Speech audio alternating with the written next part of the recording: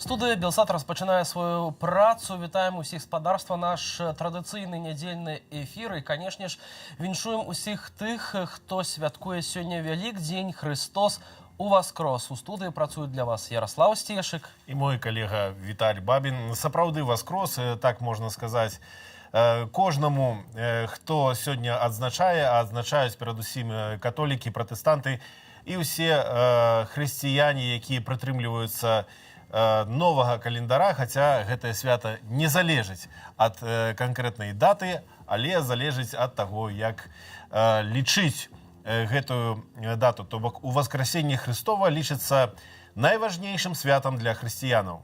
Ну, а мы, спадарства, не толькі пра свята сёння будзем з вами размаўляць, разам падводзім вынікі гэтага тыдня. Шмат чаго адбылося сапраўды з панядзелка. Варта паразмаўляць і пра апошні зліў ініцыятывы Байпол, і, канешне ж, пра драконаўскія законапраекты, якая прыняла кішэнная палата прадстаўнікоў нацыянальнага сходу. Ну, а мы, спадарства, пачынаем ужо зараз. Заставайцеся, калі ласка, з намі і дзяліцеся нашай трансляцыі ў сацыяльных сетках, як мага больш людзей маглі яе паглядзець.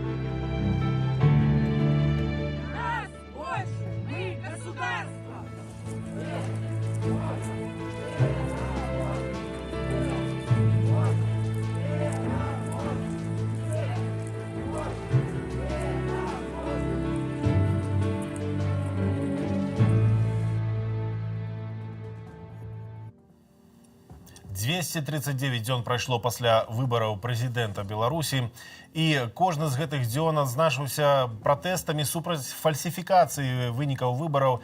На жаль, пратэсты гэтыя разганялі вельмі брутальна, вельмі жорстка, і таму цяпер пратэст пераходзіць у форму, якую палітолагі параўноўваюць з пажарам на тарфяніках. Мы можам не бачыць маштабу, але то там, то тут пробивается полымя. Сапраўды, самыя смелыя, самыя адважныя людзі выходзяць і працягваюць пратэставаць супраць фальсіфікацыі прэзідэнцкіх выбараў і, канешне, супраць гвалту, які ўчынілі улады Беларусі гэтымі месяцамі. А ўжо зараз з намі на сувязі журналістка Марыя Арцыбашева з раёну вуліцы Асаналеева. Маша, вітаю, калі ласка, табе слова, што сёння адбываецца ў гэтую нядзелю, святочную нядзелю ў сталіцы. Добрый день, уважаемая студия. Ну, як мы могли уже заўважыць, як і на мінулых выходных, на мінулую нядзелю, так і базы мінулую, і ў гэту, што, канешне, ўжо гэтыя маштабныя пратэсты, выхады, яны сышлі, таму што гэта ўсё моцна і небяспечна для людзей, але партызаншчына працягваецца, людзі працягваюць выказваць свае пратэсты тым чынам, якім яны могуць гэта рабіць больш бяспечным. Гэта да гэтай пары мы заўважаем новыя налепкі з чырвонымі белымі сцягамі, пагоні. З'яўляецца кожны раз, асабліва перад выходнымі, мы можам заўважаць, як з'яўляюцца на будынках новыя, на плытах новыя надпісы пратэснага характару.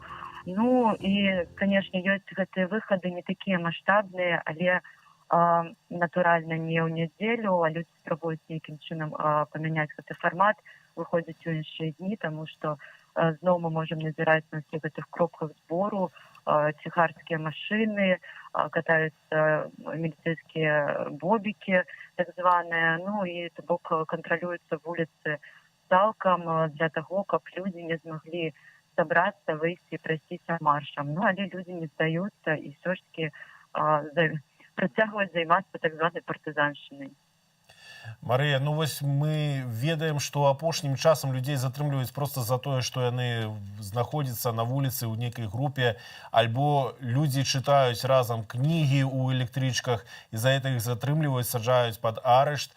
А вось сёння ў святочны дзень, калі людзі сем'ямі святкуюць Вялікдзень, Уваскрасенне Хрыстова, як выглядае сітуацыя? Бо хтосьці пойдзе ў касцёл, у святыню, хтосьці пойдзе да сваіх сваякоў. Як гэта выглядае, як рэагуюць міліцыянты на тое, што людзі збіраюцца, напрыклад, каля касцёлаў?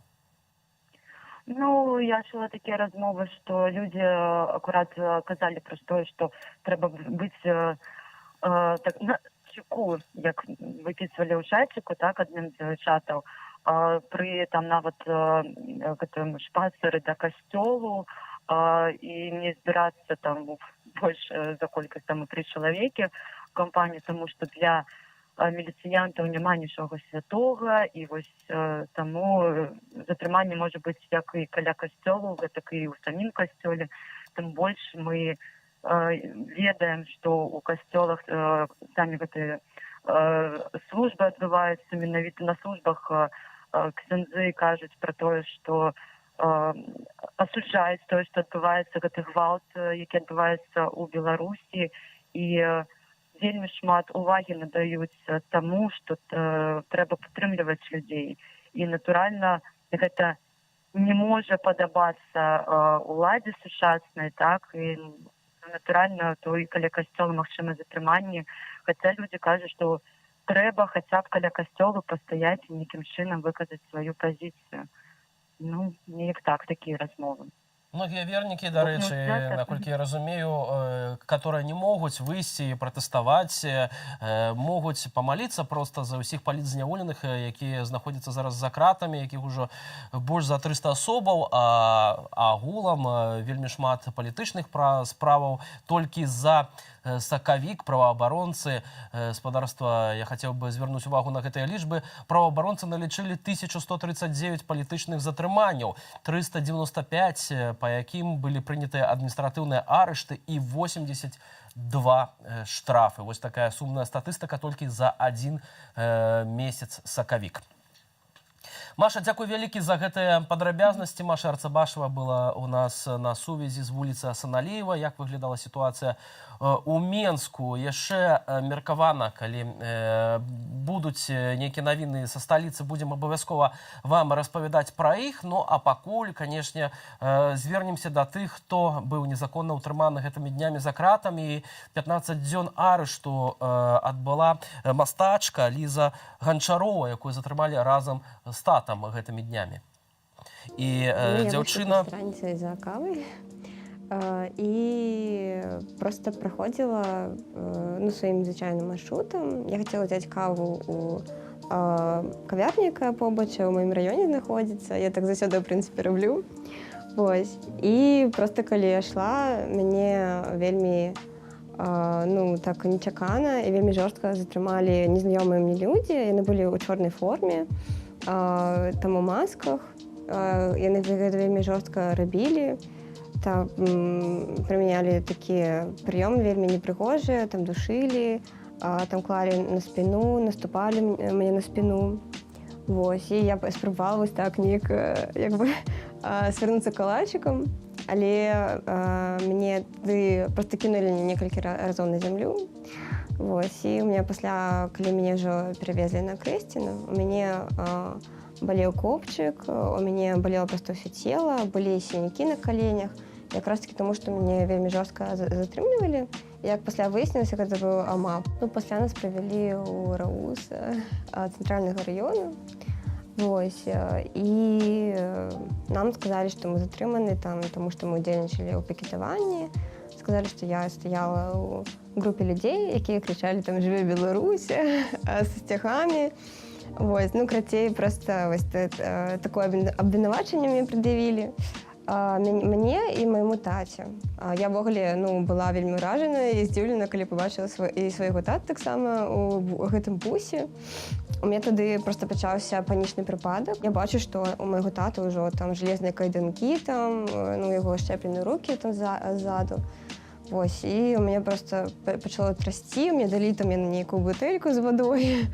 Калі адвакат сказаў, што твайго тату ўжо там асудзілі на 15 сутак, я падумала, што мяне таксама, напэўна.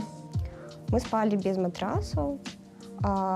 Вельмі цікавы факт, што тых людзей, якіх асудзілі па іншым нейкім артыкулам, там, напрыклад, нейкіх па хатнім артыкулам, ці нейкіх вароў, ім давалі там 5 сутак, напрыклад, ці 3 сутак, і яны спалі з матрасамі. Я думаю, па здароўю больш якраз такі урон нанесла Крэсціна, тому што там былі такія выпадкі. Гэта асабіста адзін чалавек рабіў, карацей, на Крэсціна.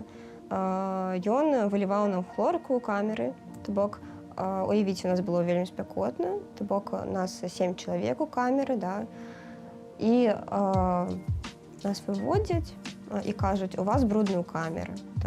Сёння чысты чацвер, і таму вы будзеце зараз прыбірацца. Ён бярэ, змешвае хлорку такую канцэнтраваную з вадой і вылівае ўсё гэта на падлогу ў камеры. І ён кажа, вы ж змагары, таму імправізуйце. Можа быць, яны баяцца думак людзей, духа людзей. Тому што пасля таго, што адбылося у летам, я думаю, што, можа быць, не кожны зараз можа выходзіць кудысьці, не можа нешта рабіць там офлайн у прасторы, але у кожнага чалавека цяпер адкрыўся такі вольны дух, у яго з'явіліся іншыя думкі. Я думаю, што гэтыя думкі проста не заглушыць. Вось такіх страшных злачынцаў, правапарушальнікаў ловяць міліцыянты, палююць на вуліцах беларускіх гарадоў, вось на жанчын, нават на дзяцей, падлеткаў палююць, таму што страшная небяспека для дзяржавы сыходзіць ад гэтых вось людзей, ад гэтай мастачкі, якую пасадзілі на 15 дзён арышту ў ізалятар на Крэсціна.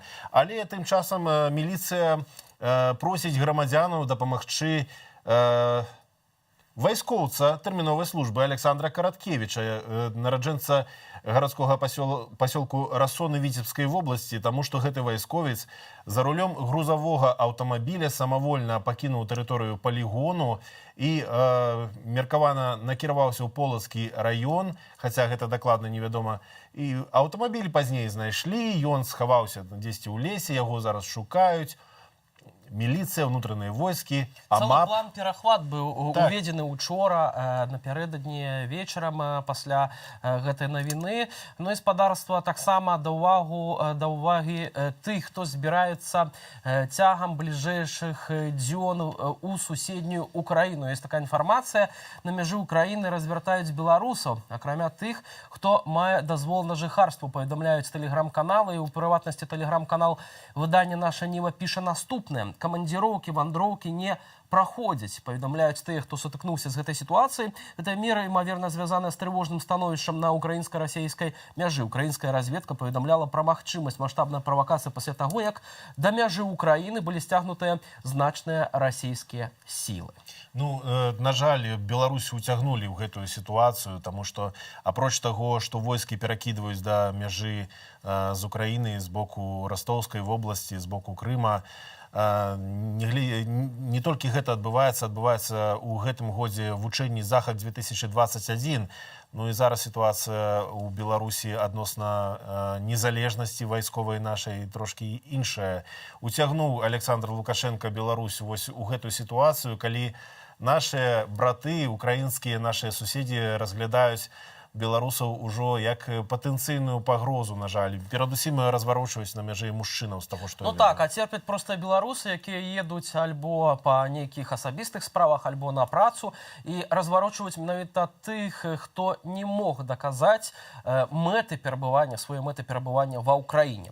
Вось такая інфармацыя з апошняй гадзіны. Будзем сачыць за тым, як развіваецца сітуацыя на украінска-беларускай мяжы і паведамляць вам самую свежую інфармацыю. Наступна у нашых сённяшніх эфірах таксама і вечаровы эфір, які спадарства запрашаю глядзець а 21 па Беларусі. А мы пераносімся ў Гомель пасля таго, як міліцыянты савецкага раённага ўправлення Гомля затрымалі актывістку беларускай сацыял-дэмакратычнай партыі Святлану Якубовіч. Яны правялі надта уважлівы двухгадзінны ператрус, пасля чаго адвезлі жанчыну вось якраз у аддзел міліцыі, склалі пратакол за ананімны фотаздымак з нацыянальнымі сцягамі. І на наступны дзень суддзя Сергей Лагунович прысудзіў Святлане 15 дзён арышту. Яшчэ одна гісторыя пераследу вашай увазе. Ну, они просто вот брали вот так вот все, вот так брали и вот так вот трусили, вот по одной, вот так вот кидали, вот так все полностью вытаскивали. После того, как вышла с ИВС, после освобождения 19 числа, это была пятница, в понедельник, с 15 марта я находилась в очередном отпуске. И, в принципе, собралась даже куда-то ехать отдыхать, должна была отдыхать месяц. Но так как 4 числа меня задержали, когда я должна была еще работать, то мне нужно было прийти в понедельник и подтвердить нахождение в ИВС документально и то, что это были не прогулы. Когда я пришла, на работу, принесла документы, меня поставили перед фактом, сказали, что отпуск мой отменяется. И, соответственно, с 26 марта я написала заявление по соглашению сторон на увольнение. Ну, в связи с тем, что так как работаю в государственном учреждении, и в государственном учреждении сейчас на первый план выходит именно твое мнение, или твоя позиция, или то, что молчишь ты или говоришь, а не профессионализм и специализация. И в связи с тем, что идут действия, направленные, скажем, на то, чтобы заставить людей молчать, заставить людей подчиняться. И эти действия идут прям, сверху, скажем так, с администрацией, то этим действиям подверглись и я, и мой непосредственный начальник, скажем так. И чтобы, скажем, через меня не были какие-то неприятности у других людей, я решила уйти по собственному по желанию, чтобы... Хотя, работу свою я люблю, хотя проработала я в этом учреждении своем больше 10 лет, хотя у меня высшее образование и высшая категория, и у меня очень хорошие, скажем так, отношения и с сотрудниками, и с родителями, которые ходят, и у меня у меня очень хорошая репутация, скажем так, за пределы этого детского сада, и ко мне всегда очень хотели вести детей в группу. Вот. Но это все сейчас немножко уходит на второй план. Моя непосредственная начальница, она очень не хотела со мной расставаться, потому что ценит меня как педагога и как профессионала, как специалиста.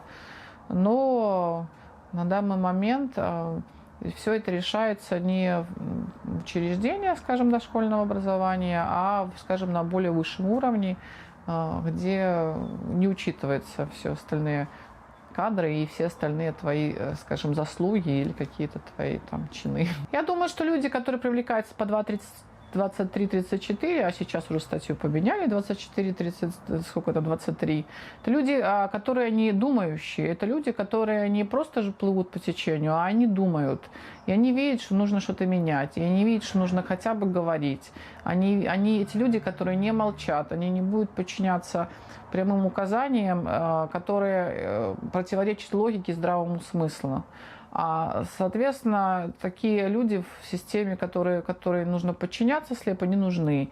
Эти люди просто-напросто, и этих людей больше никак не могут, скажем, на них надавить, и не могут никак их больше ничего им сделать. Поэтому у них доходит до увольнения. Ну, в принципе, как бы сейчас эта дискриминация идет именно по гражданской позиции и по, скажем так, наверное, потому как ты можешь подчиняться и прогибаться, или ты не можешь, или ты хочешь что-то изменить. Это дискриминация, и это разделение людей сейчас на своих и чужих, скажем, на тех, кто будет кивать и молчать, и тех, кто выступает. Я не считала и не считаю себя виновным в том, что меня судили. Соответственно, как бы я не считаю, что я должна перевоспитываться. Я считаю, что я как бы до этого я себя вела в соответствии с чувством справедливости, со своим внутренним состоянием, о том, что по-другому себя вести я не могу. Поэтому я думаю, что ничего не изменится и в будущем, а по возможности законными способами поддерживая друг друга, мы как бы должны двигаться в будущее и что-то, законными способами, законными, но желательно, хотелось бы законными способами что-то изменить.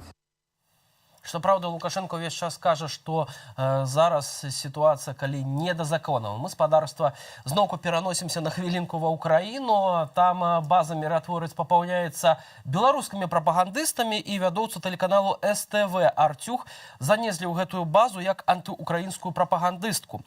Юлія Артюх, якая ў этэры беларускага тэлебачання СТВ заявіла, што украінцы шукаюць сабе ежу на сметніках, трапіла ў гэтую базу. Паводле тлумачэння сайту, гэта зроблена за яе ўдзел у антыукраінскіх захадах.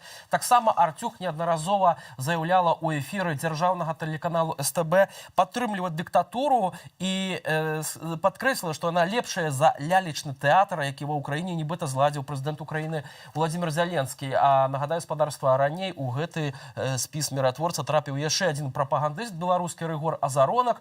Ужо зараз гэта, ды не толькі, абмяркуем з намеснікам старшыні беларускай асацыяцыі журналістам Барысам Гарэцкім. Вітаю. Вітаю, Христос Воскрос. Сапраўды у Воскрос. Барыс, адразу такое пытанне, як беларуская асацыяцыя журналістаў разглядае унесенне вось у базу «Миротворец» гэтых журналістаў альбо прапагандыстаў тэлеканалу СТБ, працаўнікоў СМІ. Як вы глядзіце на гэтую сітуацыю? Слухайте, это адпаведна абсолютное рашэнне аўтараў гэтай базы, да? Кожная дзяржава і кожная недзяржаўная арганізацыя можа ствараць якія-кольвек базы там і спісы. Адна справа, калі гэта база «Миротворец», і па вялікім рахунку яна нічым не пагражае беларускім журналістам і ввогуле людзям. А іншая справа, то, што адбываецца ў Беларусі, калі журналістаў уносяць у спісы, калі іх пастаянна затрымліваюць і даглядаюць на мяжы, калі на іх палююць напярэдадні нейкіх важных дзён і акцый. Мне падаецца, што беларускія спісы расправаў, да, спісы адрасоў, па якіх трэба прыехаць і зачысціць, гэта значна горшыя спісы, чым нейкі там база «Миротворец». Я не думаю, што Азаронку гэтая база так уже моцна парушае ягоныя правы, і, шчыра кажучы, не ведаю, ён увогуле пасля ўсяго гэтага захоча ехаць ва ўкраіну. Я нагадаю толькі гледачам, што вось унесенне ў базу «Миротворец» можа пагражаць канкрэтна тым, што чалавеку, які дзейнічаў вось супраць Украіны, супраць незалежнасці і суверэнітэту Украіны, могуць, напрыклад, адмовіць у праездзе праз дзяржаўную украінскую мяжу. Не ведаем, ці Азаронак, ці гэта Юлія Артюх ездзіць ва ўкраіну, мы пра гэта не можам сказаць, але можам сказаць, што вось такія заявы з боку вядоўцы дзяржаўнага тэлебачання, яны ж все ж таки могуць выклікаць нават нейкую дыпламатычную напружанасць, як мінімум, калі з дзяржаўнага тэлебачання гучыць, што вось у суседняй краіне нібыта Створаны лялечны тэатр. лялечны тэатр замест улады, і што нібыта там людзі харчуюцца на сметніках. Гэта можа як мінімум выклікаць ноту з боку дыпламатаў. А няўжо так проста можна вядоўцам дзяржаўных тэлеканалаў казаць што заўгодна? Ну, зараз такая ситуация, калі гэтым вядоўцам, так званым журналістам, ім, мне падаецца, пляваць на законы, пляваць на нейкую журналісцкую этыку, якую яны пераступілі уже много раз і працягваюць пераступаць. Я раскажу цікавую гісторыю. Мае калегі з Украіны учора, калі пабачылі гэты відос, яны дасылалі некалькі чалавек мне яго і запытвалі, ці гэта сапраўды правда, ці гэта не фейк. Наши украинские коллеги нават адразу не поверили, что вот, ну, до такого ввогуле журналистика может опуститься. Вот. Але ну, теперь у Беларуси такая ситуация, да, державные пропагандисты яны открыто заявляют, что медиа гэта зброя, но калі разглядать медиа як зброю, ну так тут тады уже взятки гладкие, можно любые ярлыки навешивать. Але, безумовно, высокие стандарты журналистики, он застаецца і ў свеце, і в наших недержавных выданнях. А калі гэтыя люди вырашылі, ну, себе асабіста занизить на нейкі ўзровень, опустить, то это их, ну, их асабісты ўзровень ні ў якім разе не наш з вами, і ні ў якім разе не ўзровень беларускага грамадства. Ну, цікава заўважыць, што пазней той жа Рыгор Азаронак нібыта выбачыўся перад народам Украіны за свае эфіры, што, праўда, гэта не дапамагло яму быць выключаным з гэтай базы «Міратворець». Пра прапагандыстаў досыць, я думаю, нам размаўляць, Барыс. Хацелася б паразмаўляць пра рэаліі з незалежнымі журналістамі. На гэтым тыдні Палата прадстаўнікоў прыняла законапраект аб масавых мерапрыемствах, і там гаворка ў першую чаргу вялася пра асвятленне гэтых акцыяў журналістамі. Перад гэтым былі заявы спадара Давыдзькі, а таксама Ігор Луцкі, міністр інфармацыі, які прадстаўляў у Палаце прадстаўнікоў гэты законапраект, заявіў, што інтэрнэт – гэта такая зброя, якая разбурала не адную дзяржаву. Як бы у Беларускай асацыяцыі журналістаў пракаментавалі гэтыя словы высокага ўрадоўца, які ўзначальвае Міністэрства інфармацыі?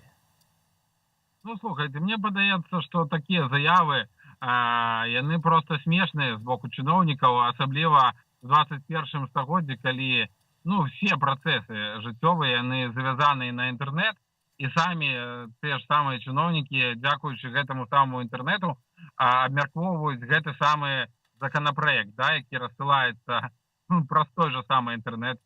Па вялікім рахунку, просто ўлады цудоўна памятаюць час жніўня, калі яны былі вельмі разгублены і вельмі мала в сабе адчувалі сілаў. Цяпер яны всімі сіламі імкнуцца не вярнуцца да гэтага. Всімі сіламі імкнуцца не дапусціць вяртання чагосьці такога. Таму прымаюць як мога больш розных актаў, розных страшылак, розных законаў, просто каб застрашыць, ну, максімальна все на свеце. Калі браць конкретно гэты законопроект, ну, все, что там прописано, но фактично уже и теперь выкарыстоўваецца. Ёсць этот законопроект, нема яго. По великим рахунку, стрымы, да, з вулічных акцый немагчымыя 15 лістапада, калі дзяўчат Катерину Андрееву и Дарью Чульцову, вот яны якраз теперь на экране затрымалі и посадили по криминальной справе. Не ведаюць, ці нехта наважыцца сегодня в Беларуси вести видеострим з вулічнай акции, потому что 2 гады турмы – это яскравая расправа, которая отбылася и без гэтага законопроекта. Вот. Гэтыя страшилки чыняцца просто каб ціснуць на журналистов, каб палохаць, каб медыйшчыкі кожны дзень адчувалі вот прысутнасць нейкіх абмежавальных мераў и ни ў якім разе не дадумаліся асвятляць падзеі такімі, якія яны ёсць в реальном часе. Хотя менавіта гэта ёсць, ну, сапраўдная журналістыка, да, уявіце сабе, каб где-нибудь в Европе ці в Америцы рэпарцёрам забаранілі прысутнічаць на месцы падзеяў і весці адтуль эфір. Там гэта выглядае так, што прыязджае перасоўная тэлевізійная станцыя, і вот штосьці адбылося, мы адразу бачым па Евроньюз наўпрост карцінку з той акцыі. беларускія ўлады вырашылі, што гэта не ўзровень да працы в Беларусі, трэба все забараніць, каб толькі гэтая карцінка не прасачылася куды. Я нагадаю гледачам, у першым чытанні прынялі законапраект, які прадугледжвае пэўныя абмежаванні, і калі прымуць у другім чытанні, калі Александр Лукашенко падпіша гэты законапраект, а ён хутчэй за ўсё падпіша, будзе забаронена асвятленне ў рэжыме рэальнага часу недазволеных мазавых мерапрыемстваў з мэтай іх папулярызацыі або прапаганды. Ну, вось вы кажаце, што гэта перадусім размова пра стрымы з боку журналістаў, а вось у мяне такое пытанне. А чалавек, які проста прысутнічае на нейкай акцыі, на нейкім сходзе недазволеным людзей, і ён узяў мабільны тэлефон, пачаў здымаць. Ён як цяпер? Хто ён цяпер? Працаўнік СМІ, журналіст, блогер. Ён паводле гэтых законапраектаў. Ён мае права асвятляць у рэжыме рэальнага часу недазволеныя масавыя мерапрыемствы. Што гэта значыць на практыцы? Да, а гэта уже насамрэч здаралася. Па-першае, у нас уже былі выпадкі, калі людзей за стрымы в YouTube і в сацыяльныя сеткі, в Одноклассники, не журналістаў, а просто грамадзянаў штрафавалі за незаконны выраб прадукцыі СМІ. Па-другое, гэтаму чалавеку як мінімум пагражае крымінальная адказнасць. По 342 артыкуле мы ведаем, што цяпер, калі чалавек ёсць в нейкім месцы масавых падзеяў, яго заўсёды могуць затрымаць, абвінаваціць. Мне падаецца, што з медыйшчыкамі улады будуць распраўляцца нейкімі эканамічнымі санкцыямі, да, для того, каб заціснуць те медыі, которые яшчэ засталіся ў краіне, з іностраннымі, замежнымі медыа. Тут якраз такі дзейнічаюць хуткія затрыманні, судовыя расправы такія. Але калі падагульніць все гэтыя забароны, я, шчыра кажучы, ўжо чакаю, калі нарэшце беларускія ўлады просто забароняць ввогуле паведамляць пра якое-кольвек жыццё ў Беларусі в рэжыме рэальнага часу. Ну, зрэшты, мы сур'ёзныя людзі. Ці можа журналіст казаць пра штосьці без узгаднення з уладамі, без таго, каб паставіць подпіс цэнзара на сваім матэрыяле? Мне падаецца, законадаўчыя акты ўжо даўно пора ўвесці такую норму, каб толькі пасля адабрэння ЦК можна было выводзіць у эфір нейкія кадры, нейкую інфармацыю. Таксама згодна з гэтым законапраектам журналістам забараняюцца распарадчыя функцыі. Пакуль што не было тлумачэння адносна таго, што гэта значыць. Ці ёсць нейкае тлумачэнне ў Беларускай асацыяцыі журналістаў, што ў дадзеным выпадку забараняецца рабіць журналістам? Шчыра кажучы, ввогуле многія пастановы такія зараз разглядаюцца, яны ў розных пунктах незразумелыя. Я шчыра невядома, што яны, які сэнс вносяць у гэтыя словы, як і ў многія іншыя пункты. Таму што ўжо і цяпер многія рэчы забароненыя, яны фактычна проста дублююцца, але што маецца на ўвазе распарадчыя функцыі на акцыях? Журналісты так і ніколі ў жыцці не будзе ніякіх распарадчых функцый на акцыях рабіць, просто таму што все акцыі адбываюцца пад наглядам міліцыі і адразу ён будзе затрыманы. Гэта раз. Па-другое, журналісцкая этыка не дазваляе журналісту нейкія распарадчыя функцыі рабіць. Не дзяржаўныя журналісты, незалежныя, яны нават на судах яшчэ ў верасні мінулага года казалі, што некаторыя фатографы для сябе вырашылі нават і не падыходзіць блізка да натоўпу, а здымаць здалёк, каб ні ў якім разе іх не палічылі ўдзельнікамі пратэста. І гэта лагічна. Адзінае, хто займаецца у нас распарадчымі функцыямі на акцыях, гэта прапагандысты. Мы, калі прыгадалі зноўку такі Азарёнка ці яшчэ кагосьці з тых, хто бывал на акцыях, мы памятаем, як Азарёнак актыўна правакаваў людзей на многих маршах увосені. Я бы это дзеянне трактаваў як нейкія распарадчыя ці арганізацыйныя рэчы, але не дзяржаўная прэса, сапраўдныя журналісты ніколі сабе такога не дазвалялі. Таму, шчыра кажучы, незразумела, што пад гэта хочуць падвярстаць. Удзел і так забаронены. Прысутнічаць журналісты і так не могуць. Пра якія распарадчыя функцыі тады могуць быць размовы? І сапраўды, сёння разам з тым свята, і варта нагадаць нашым гледачам, што за кратамі знаходзяцца не толькі простыя беларусы, якія прымалі удзел у акцыях, у мірных акцыях пратэсту, а таксама журналісты за выкананне імі прафесійных абавязкаў, і вельмі часта зусім незразумела, за што затрымліваюць тых ці іншых журналістаў, ці ёсць дакладная лічба, колькі на сённяшні дзень журналістаў знаходзіцца за кратамі, і якія апошнія навіны ад іх чуваць. Што, Барыс, можна сказаць? На дадзены момант 12 наших коллег у няволі. Гэтая лічба часам змяняецца. Апошні раз яна змянілася ў лепшы бок, бо Паўла Мажэйку акурат на гэтым тыдні ў панядзелак вызвалілі пасля імклівага затрымання ў пятніцу мінулую. Але так па вялікім рахунку больш за 10 наших калегаў знаходзяцца ў следчым ізалятары, у зняволенні. Навіны, працягваюцца следчыя дзеянні, у кагосьці больш актыўна, у кагосьці менш актыўна. Ёсць сур'ёзныя праблемы з ліставаннем. Вот по маіх лістах, я не ведаю уже, шчыра кажучы, калі я апошні раз сам атрымліваў адказы на свае лісты, і многія калегі таксама пра гэта кажуць.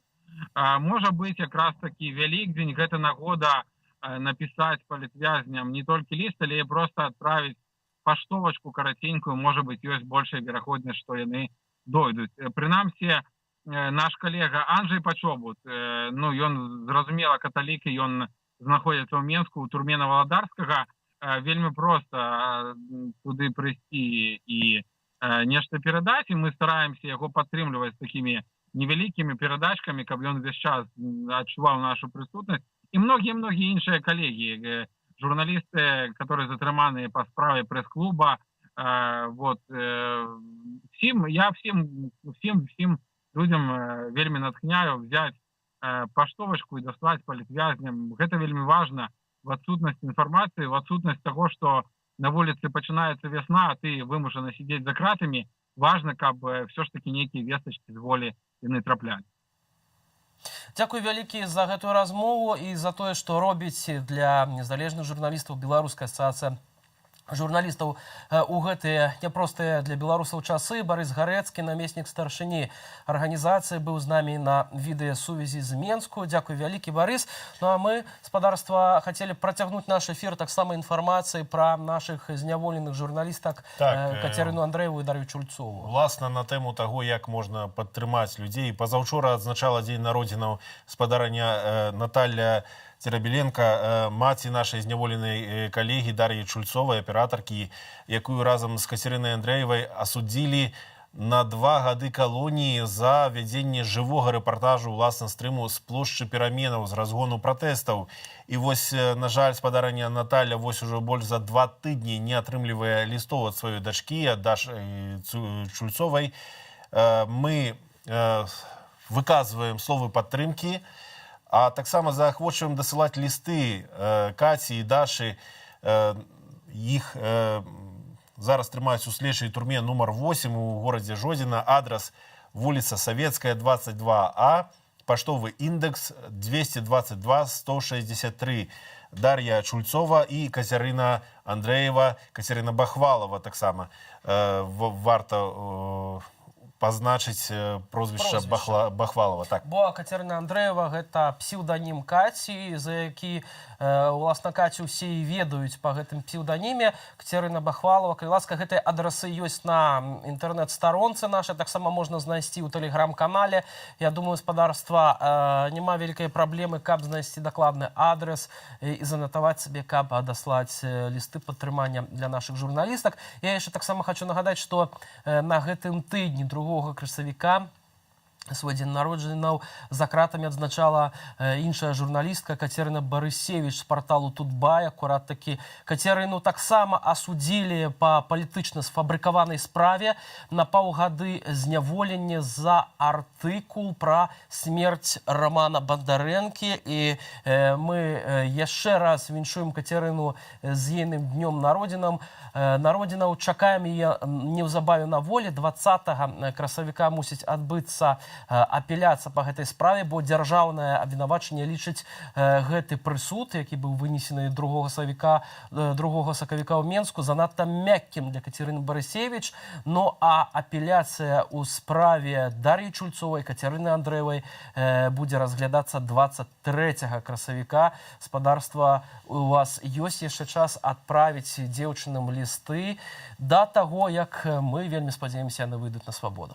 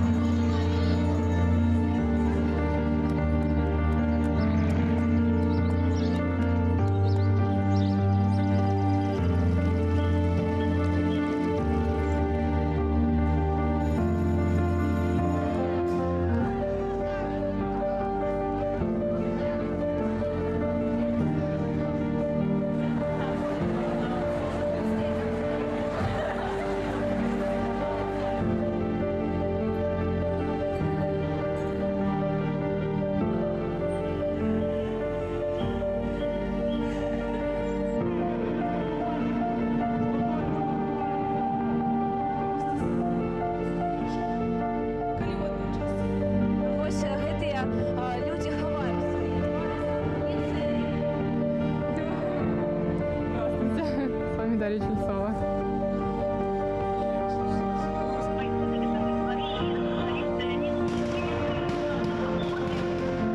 Знову вітаємо наших глядачів на площі Перемена. Затриманих докладно тут будуть десятки, коли не сотні. Тепер у двері квартири, де ми знаходимося, позвонили. Ми не ведаємо,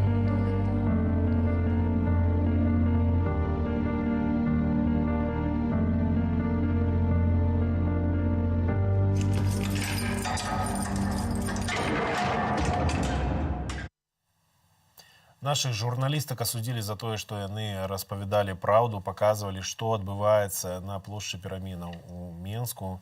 15 лістапада. Так, на месцы, дзе апошні раз бачылі жывым Рамана Бандарэнку, Мінчука, які пасля брутальнага затрымання і збіцця памёр пасля таго, як быў дастаўлены ў аддзяленні міліцыі. Спадарства, таксама хочу нагадаць пра тое, што на гэтым тыдні зноўку працягнуўся ціск на польскую меншасць у Беларусі. Зазнаюць гэты ціск не толькі беларуса, а і саюз палякаў у Беларусі. І вось адна з такіх гісторыяў пра тое, што ад 5 до 12 гадоў зняволення пагражае гэтым людзям паводле 3-й часткі 130-го артыкулу крымінальнага кодексу распальвання расавай, нацыянальнай, рэлігійнай ці іншай сацыяльнай варожасці. Наступны наш матэрыял пра адную з сябраў гэтага саюзу, кіраўніку саюзу палякаў у Лідзе Ірэне Бернацкай. Яе затрымалі 25 сакавіка ў якасці сведкі, а ў дому адбыўся вобшук. Ужо 2 красавіка яе прызналі абвінавачанай па гэтым артыкуле, ёй выставілі абвінавачанне. З нашым тэлеканалам паразмаўляла дачка Ірэны Бернацкай. Калі ласка, вашай увазе гісторыя пераследу спадарні Ірэны. Пастукаліся ў дзверы 4 асобы, 2 маладых хлопца і 2 такіх мужчын ужо, і паказалі паперу. У іх такое шкло, і паказалі такую вялікую паперу. Ну, ўсё, і яны прачыталі санкцыі генпракуратуры. Ну і ўсё, адзеліся, апрануліся і адчынілі. І ўсё, панятых, пака пазвалі панятых, бацька яшчэ схадзіў, пакурыў кавы, папіў на вуліцу, дазволілі. Вось і ўсё. Аглядзелі ўсе 2 паверхі, падвал, гаражы, усюды быў дагляд. Обшук, усё. Забралі ўсё, забралі ўсе маміны нататнікі, паперкі забралі. Бацька служыў у Афганістане і мае такое удаставерэнне, пасведчанне гэта. Казалі, што родзіну прадаў. Казалі, защищал, а сейчас полякам пошел служить. Ну, что такого рода. Потом нашли польский флаг, но не нашли. Он всегда есть у мамы на втором этаже. Он всегда стоит на День Неподлеглости, на Свято Народове Польске. Вона його вывеша. Ну, так само, что тут робить, на что я вам, предатели. Уже 14 яны были десь там у Мінску, ці ў Воложині, штось такого. Ось і ў цэнтральны апарат следчы. Яе даставілі адразу, пасля ў Ленінскі РОВД, там дагляд. И опять у следчий комитет, и я звоню, уже все в телефоне доступно. И все, я уже зразумела, что мы больше и не убачим. И 24-го, сидячи на кухні, ми розважали, які шанси, як, по якій причині можуть. Но ми сміялися, що закону нема, можуть хоч за що. Но мы не думали, что дойдзе до мамы. У чым заключаецца праца кіраўніка Саюзу палякаў? У аб'яднанні людзей, якія адзінкава мысляць, з адзінкавымі ідэямі. А тут яшчэ з культурай, традыцыямі і мовай. Вось. І гэта развіццё, перадаванне сваім дзецям, другому малодшаму пакаленню. Ушанаванне загінулых салдатаў польскіх, бо іх тут вельмі шмат. Было яшчэ арганізацыя практыкі польскага языка, гэта выезды да Польшчы. То есть моладзь выязджала заўсёды да ковіда, да пандэміі, заўсёды выязджала ў Польшчу. На якісь там фестывалі, летнікі, там розныя алімпіяды, інсцэнізацыі, рэцытаванне, там много ўсяго. Вось гэта арганізацыя, у гэтага ўсяго яна знала, якое дзіцё, там якая сям'я, чым яна таленавітая і куды ім дапамагчы. Влад, мальчик, который вот инвалид после аварии, мама с ним очень хорошо общается. Он еще недавно, вот перед маминым задержанием, он заказывал за маму им шуток. Получилось в знак благодарности, что-то она ему помогла, наверное, с коляской или чем. Мы не балованные дети, зусім. Мы самостойные выросли, все трое. Я навалявый человек у дома. Сказать, что аб'яднова не. Мы часто могли сварыцца, бо мы усе со своей точкой зрения. И могли у нас нормально, коли у нас могли за столом отбываться споры. То есть, у нас спокойно можно сказать: мама, ты не права, или там дети, вы не правы. То есть это все у нас очень, она таки вельми аккуратный человек. Там девчата з ёй молодые у камеры. Это тоже файна, бо ёй 55 год, калі з табой сядзяць дзяўчаты 30-35, ты разумееш, што гэта твои дзеці, і яны трацяць свой час для сваёй будучыні, а ты траціш час ужо для сваіх дзяцей. Вось я толькі за што я цяпер перажываю за катаванні, як пачытаеш іншых за катаванні для жанчын. За гэту хлёрку, бо мае алергію, яна і такую страшную алергію, у неё начинаецца крапівніца, яна это трэба укол хлорыстага максімальна хутка. Я думаю, што Пані Божа дасць нам перажыць гэты цяжкі час. То, што ліст прыйшоў, гэта ўжо такое шчасце, я не ведаю, я сёння адразу расплакалася. Не смогла атрымаць, тут адвакат звоніць і кажа, што ўсё не так, і меры прысячэння не можна мяняць, што не мае сэнсу. Для мяне было такой падтрымкай тое, што гэта ўсё пачалося перад выходнымі. Прэм'ер-міністр там высказаўся, так, Анджэй Дуда папрасіў дапамогі ў США. І пасля ў нядзелю яшчэ нешта Анджэй Дуда звярнуўся. І я такая думаю, як у нядзелю успомнілі, то не пакінуць. Шановне гаспадарства, нагадаем, Саюз палякаў у Беларусі гэта практычна забароненая арганізацыя, не зарэгістраваная пасля таго, як вось падначаленыя Александру Лукашэнку ідэолагі, людзі, чыноўнікі паспрабавалі перахапіць кіраўніцтва гэтай арганізацыі.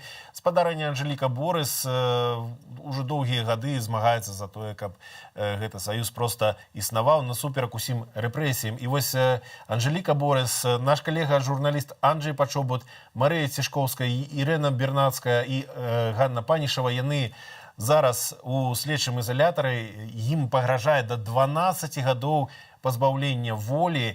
Як гэта тлумачыць пракуратура? Грамадзяне, пазіцыянуючы сябе чальцамі вышэй узгаданага саюзу, З 2018 года провели ў горадні Гарадзенскай вобласці шэраг незаконных масавых мерапрыемстваў у гонар удзельнікаў антысавецкіх бандфармаванняў, якія дзейнічалі падчас і пасля Вялікай айчыннай вайны, рабавалі, забівалі мірнае насельніцтва Беларусі і гэтак далей. І гэта канкрэтна вось гэтая справа, яна не проста як нагода для пераследу іншадумцаў у Беларусі адбываецца. І гэта адбываецца і дыпламатычны скандал, як мы пачулі вось хвіліну таму, што цяпер справа знаходзіцца на ўзроўні урадаў, прэзідэнтаў. У тым ліку прэзідэнт Анджэй Дуда папрасіў дапамогі з боку Злучаных Штатаў, у тым ліку для таго, каб увесці санкцыі супраць Александра Лукашэнкі. І вось пра гэта мы паразмаўляем у тым ліку з палітолагам Ольгай Харламавай. Добры дзень. Спадарня Вольга, вось зараз, я спадзяюся, нам сувязь трошкі наладзяць, пакуль слабавата вас чуваць. Вось гэты канфлікт паміж Беларусю і Польшай пасля такіх доўгіх гадоў нібыта пацяплення, а цяпер як гэта выглядае, наколькі гэта важна для уладаў Беларусі затрымліваць усіх іншадумцаў, у тым ліку з боку польскай меншасці. Што гэта выклікае, на вашу думку? Нават праводзяць такую шырокамаштабную антыпольскую кампанію ў Беларусі, можна было б так сказаць. Я б не казала, что мело место потепление. Вы зусім недавно казали, что были проблемы с Союзом полякаў, и гэтыя проблемы не першы год. И тое, что отбываецца зараз, гэта два напрамкі, да, два тлумачэння. З аднаго боку, гэта тая ситуация, якая ёсць у Беларусі пасля жніўня, пасля выбараў у жніўні. А з другого боку, гэта такое сістэмнае выдаўліванне актыўнай польскамоўнай, польскакультурнай меншасці у Беларусі. Таксама хацеў бы звярнуць увагу і спадарні Вольгі і нашых гледачоў пра сітуацыю, якая апошнімі хвілінамі, апошнімі гадзінамі склалася на украінска-беларускай мяжы. Ёсць паведамленне пра тое, што Украіна закрыла в'езд для мужчин без вида на жительство. Вернули в Минск, піша адзін з сведкаў гэтай ситуации. Летел самолетом в Одессу, вернули 5 человек, всех, кто без оснований. При том, что на руках был трудовой контракт, командировка в РБ и другие подтверждения. Спадарня Вольга, ці не тут у першую чаргу гаворка пра скапленне расійскіх сілаў на украінскай мяжы, і што гэта азначае, чаму беларусаў не пускаюць ва Украіну? Як вы гэта бачыце?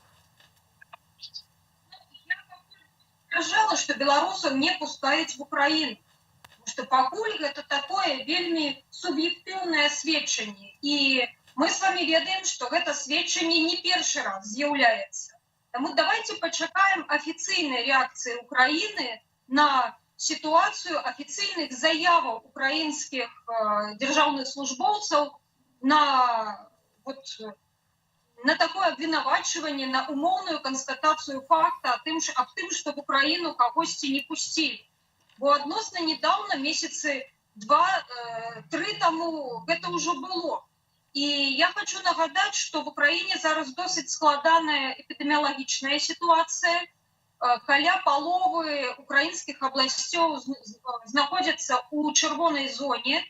І непускання громадян Білорусі в Україну може тлумачитися і праз гэта, праз пандемію коронавіруса. Тому просто давайте не сцвярджаць, а почакаем больш-менш таких досконалых, подтвержденных сведкаў і інфармацыі. Ну, перадусім, былі паведамленні, што разварочваюць мужчын, а жанчыны могуць праехаць. Прынамсі, такія паведамленні былі, ну, але сітуацыя пакуль даволі напружаная паміж Менскам і Кіевам, прынамсі, таму што за апошні год, можна сказаць, вось Александр Лукашенко, Міністэрства абароны, увесь гэты апарат, яны значна зблізіліся з Расіяй, і у тым ліку у тым, як узаемадзейнічаюць гэтыя ўзброеныя сілы, спецслужбы. А ў гэтым годзе чакаем вучэнні «Захад-2021», дзе будуць зноўку дэманстраваць гатовасць да абароны так званай саюзнай дзяржавы Расіі і Беларусі. Вось пытанне ў сувязі з гэтымі вайсковымі манеўрамі, ў сувязі з гэтай абяцанай, прынамсі, з боку Масквы дапамогі Росгвардыі і іншымі службамі. Ці можам мы чакаць чагосьці, на вашу думку, ці можам мы чакаць нейкіх заўважных зменаў у плане падпісання нейкіх дамоваў ваенных у гэтым годзе? Я не упэўнена, што мы можам чакаць падпісання дамоваў у гэтым годзе. Але я амаль упэўнена, што Расія будзе прадаўліваць свае інтарэсы, у тым ліку і ў вайсковай сферы. Такой вельмі ускосным сведчаннем такіх планаў можа быць змена саюзнага бюджэта Беларусі і Расіі. У саюзным бюджэце практычна зніклі графы расходаў, якія прадугледжвалі такія сумесныя вайсковыя праекты. І хутчэй за ўсё гэта сведчыць аб тым, што фінансаванне вайсковых пытанняў будзе ісці наўпрост. Ну і калі яно будзе ісці наўпрост, гэта пэўныя такія цікаўнасці, пэўныя інтарэсы Расіі, якія яна будзе прадаўліваць не праз ускосныя саюзныя праекты, саюзныя праграмы, а будзе прадаўліваць наўпрост. Ну да, пэўныя змены, пэўныя навіны, канешне, будуць у гэтым годзе, але наўрад ці гэта будзе аформлена дакументальна. Спадарня Ольга, вось вяртаючыся да гэтай саюзнай дзяржавы, на гэтым тыдні акурат такі адзначалася 25-годдзе ўтварэння вось гэтай саюзнай дзяржавы Беларусі і Расіі, дзень яднання народаў Беларусі і Расіі. Аднак, прынамсі, нам, журналістам, не было заўважна нейкае маштабнага святкавання гэтай даты. На ваш погляд, у якім стане зараз знаходзіцца вось гэтае ўтварэнне і чаму свята яднання, фактычна, не свята, не такое свята, як яно магло б быць сапраўды, на ваш погляд? Сапраўды, дастаткова нечакана у гэтым годзе свята яднання прайшло незаўважна. Прычым незаўважна яно прайшло і ў Менску. Традыцыйна вывесілі сцягі, традыцыйна ўпрыгожылі, але у гэтым годзе ўпрыгожылі толькі цэнтральныя вуліцы, цэнтральныя праспекты. На менш значных вуліцах увогуле не было заўважна, што ёсць нейкія святы. І сёння, калі я ехала па горадзе, таксама звярнула ўвагу, што ўжо знялі расійскі трыкалор, спалучэнне белага, чырвонага і сіняга, пакінулі толькі традыцыйныя для апошніх месяцаў 5-6 чырвона-зялёныя сцягі. І на сайце Белта не было звыклага да такой даты піетэту, звыклых лозунгаў. Беларускія ўлады зрабілі ўсё магчымае, каб гэты дзень прайшоў з мінімальнымі святочнымі настроямі, з мінімальным падкрэсліваннем таго, што гэта сапраўды там дзяржава ўспрымаецца як нейкае свята, як нейкая значная падзея. І я думаю, што гэта сведчыць яшчэ і аб тым, што да беларускіх уладаў пачало з цягам часу даходзіць вельмі простая думка, што асноўная пагроза для улады, для дзяржавы гэта не калектыўны захад, гэта не нейкія натаўскія праграмы, праекты і прысутнасць. Асноўная пагроза, яна з іншага боку. І вот такім чынам таксама праз гэта, праз незвяртанне, максімальнае незвяртанне ўвагі на дату дэманструецца разуменне, дэманструецца жаданне саскачыць з тых абавязкаў, з тых абяцанняў, якія былі дадзеныя у момант, калі улада адчула для сябе небяспеку, унутраную небяспеку. Аднак разам з тым і пайшлі зноў размовы пра тое, што дарожныя мапы па глыбокай інтэграцыі Беларусі і Расіі ўрэшце узгодненыя і мусяць яны быць узгодненыя да канца гэтага месяца, а падпісанне вось-вось ужо адбудзецца. На ваш погляд, што адбываецца? Ці гэта зноўку такое трызненне, якое мы звыкла чуем ужо вельмі шмат месяцаў, пачынаючы там з 2018 года, калі ўзнікла ўпершыню гэтае пытанне пра нафтовый маневр? Дорожные мапы, я б так назвала, гэта такі своеасаблівы трусик, якога і беларускія, і расійскія ўлады выцягваюць з шапкі жестам фокусника. І выцягваюць гэтыя мапы тады, калі трэба не размаўляць, трэба не рабіць штосьці канкрэтнае. Вот ёсць агульныя размовы, ёсць агульныя страшылкі, і адна з такіх размов, адна з такіх агульных тэмаў, якая не цягне за сабой ніякай канкрэтыкі, гэта размова пра дарожныя мапы. І я практычна ўпэўнена, што да канца красавіка з'явіцца падпісаная дарожная мапа. Больш за тое, яна была анансавана. Гэта дамова, якая тычыцца скасавання роумінгу мабільнай сувязі паміж Беларусю і Расіяй. Яна таксама падаецца як адна з дарожных мапаў. Дарэчы, мы не ведаем, колькі гэтых мапаў усяго. Мы з вами чулі розныя варыянты, розныя прапановы. Мы не ведаем тэматыку гэтых мапаў. Таму кожны раз, кожны месяц, кожную заяву можна рабіць нанова, да, можна прапаноўваць якія-небудзь новыя тэмы, адцягваць увагу сапраўды ад таго, што важна і істотна. Таму я лічу чарговае ўсплыванне тэмы дарожных мапаў гэта проста спроба адцягнуць увагу ад чагосьці іншага. Адцягнуць увагу ад эканомікі, адцягнуць увагу ад адукацыі, ад гуманітарных пытанняў, якімі Расія цікавіцца моцна, зноў-такі ад вайсковай сферы. Ну, вось, уласна, што датычыцца афіцыйных паведамленняў, якраз 2 красавіка, калі Владзімір Пуцін і Александр Лукашенко, яны спачатку абмяняліся святочнымі тэлеграмамі, потым адбылася тэлефонная размова, і вось на старонцы Александра Лукашенка, сярод іншага, яны паведамляюць, што Лукашенко і Путін закранули унутрыпалітычную абстаноўку ў двух дзяржавах, асобна спыніліся на сітуацыі вакол Беларусі і знешніх пагрозах, якія вельмі канкрэтна ў апошні час гучаць з захаднага кірунку, прынамсі з боку Польшчы і Злучаных Штатаў Америки. Ну, на сайте Kremlin.ru, на сайте Путина, там было просто короткое поведомление. Поразмаўлялі, абмеркавалі самое важное и так далее. Вось такой конкретики не было, и в тым ліку не было про знешние погрозы. Все ж таки, ці не падаецца вам, что вось Александр Лукашенко хоча перад Владимиром Путиным усяляк, не толькі падчас гэтай тэлефоннай размовы, усяляк показаць, што ён такі абаронца на заходнім кірунку, каб нейкую гэтую дапамогу атрымаць просто ні за што. Дапамогу менавіта абарону перад дэструктыўнымі заходнімі сіламі. Так што увогуле тэма знешніх ворагаў гэта вельмі выйгрышная тэма. І беларускія ўлады гэту тэму граюць, гэтую тэму прэзентуюць не першае дзесяцігоддзе.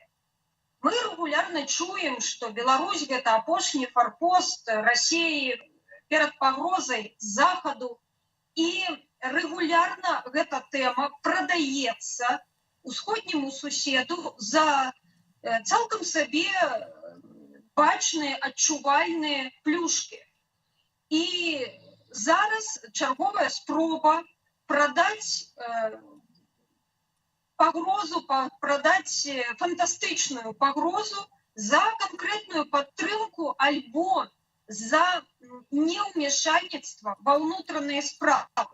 То есть гэта своеасаблівая спроба шантажа Расіі. Гэта своеасаблівая спроба прадэманстраваць уласную значнасць і патрэбнасць для Расіі. І таксама гэта ўжо не першы раз і не першых 10 разоў граецца і в прынцыпе дастаткова паспяхова. Таму насамрэч беларускія ўлады не мяняюць рыторыку. Яны тыя тэмы, тыя пытанні, якія згулялі ў мінулым, спрабуюць выцягнуць і спрабуюць чарговы раз прадаць, спрабуюць чарговы раз манетызаваць. Як кажуць, стабільнасць ва ўсім, нават у гэтай шматвектарнасці, ад якой, дарэчы, Лукашенко ўжо адмовіўся. Дзякуй вам вялікі. Ольга Харламова, палітолог, была з намі на відэасувязі з Менску. Спадарства. Разам з тым, журналісты ўжо налічылі, колькі мы, Расія, вінныя за гэтыя гады пуцінскага Союзу, гэта больш за 9 мільярдаў долараў. Я все-таки поправлю, Віталь, прабачы, гэта не журналісты, это Сусветны банк налічыў гэтую суму, апублікавалі спіс краінаў, якія найбольш пазычалі ў Расіі. Вось сума 9 мільярдаў менавіта адтуль. Прынамсі, такую лічбу даюць арганізацыі сур'ёзныя, правда, можна давяраць гэтым лічбам, аднак сплачваем гэтыя даўгі ўсё ж такі мы, самыя беларусы, паспяхова ці не, гэта іншае пытанне, і таму мы вырашылі звярнуцца да саміх беларусаў з пытаннем, а як яны ставяцца да такой залежнасці ад Расіі. Давайте ўжо зараз послушаем их отказы. Ну, не хочется, конечно, выражаться сильно, но тут о никаком равноправии не может быть и речь, в принципе. Я нейтрален. Я не особо в политике разбираюсь на самом деле, поэтому я ничего не могу сказать по этому вопросу. Я только знаю одно, что Россия и Беларусь всегда были в хороших отношениях, жили дружно, мы жили при Советском Союзе. Россия для нас всегда была страной, на которую мы всегда надеялись, опирались. Я думаю, что так будет и дальше. Надо еще взять, чтобы было 10. Я уверена, что мы с вами многого не знаем. И все эти источники средств массовой информации я, например, не доверяю никому. Ни телеграм-каналу, ни Тудубай. Ну, вось, можа быць... Таму што давяраць. Вот у меня узнікае пытанне, но калі не СМІ, не тэлеграм-каналам. Ну, не ведаю, можа, людзі чэрпаюць інфармацыю з нейкіх іншых альтэрнатыўных крыніцаў, маюць, магчыма, там свае крыніцы ў Міністэрстве эканомікі, ў Міністэрстве фінансаў, і там ужо дакладна могуць таму ці іншаму грамадзяніну паведаміць, колькі ж мы вінныя грошаў у Расіі. Так, але ёсць паказчыкі, дзе падмануць немагчыма. Гэта рынок. Рынок не можа падмануць чалавека, а канкрэтна беларуская валютна-фондавая біржа, дзе на гэтым тыдні выраслі адразу 5 замежных валютаў адносна рубля. Ну, можна так сказаць. Вырас еўра, долар, расійскі рубль, польскі злоты і украінская грыўня таксама вырасла, ну, альбо рубель прасеў адносна іх, можна так сказаць. Вось. І разам з тым большасць беларусаў па-ранейшаму перакананыя... Стабільная беларуская валюта, правда? Так, стабільнасць па адносінах да ўсіх валютаў. Пётр Петрович Пракапович спрабаваў зрабіць беларускі рубель стабільна роўнай валютай, зафіксаваў кошт. Ну, гэта спрацавала так, што потым адбыўся рэзкі скачок.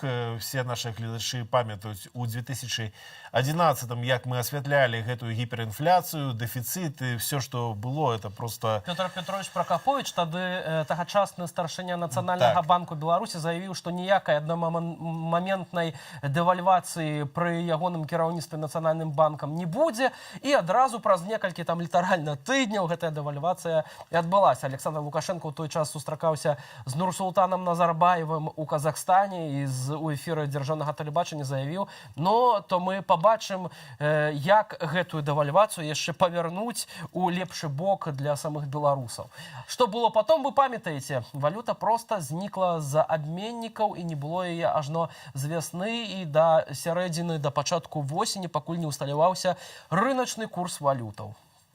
Беларускі рубель упаў у адносінах да амерыканскага долара і еўра у 3 разы аднамаментна. А вось апошнія часы пасля выбараў прэзідэнта шмат чаго адбывалася і ў эканамічным плане, таму што не толькі коронавірус, але і вось гэта выкідванне грошай на сілавікоў з аднаго боку і масавыя арышты спецыялістаў, якія людзі не могуць працаваць, не могуць прыносіць у эканоміку грошы. Эміграцыя бізнесу, масавая міграцыя бізнесу, інвестыцыя, вось усё гэта паўплывала, і мы спыталі жыхароў сталіцы, як змянілася іх жыццё. С чем связывается ваше погоршение жильца? Прежде всего с неразумной экономической политикой, раз. Я уже не говорю о плохой заработной плате, плохом благосостоянии народа.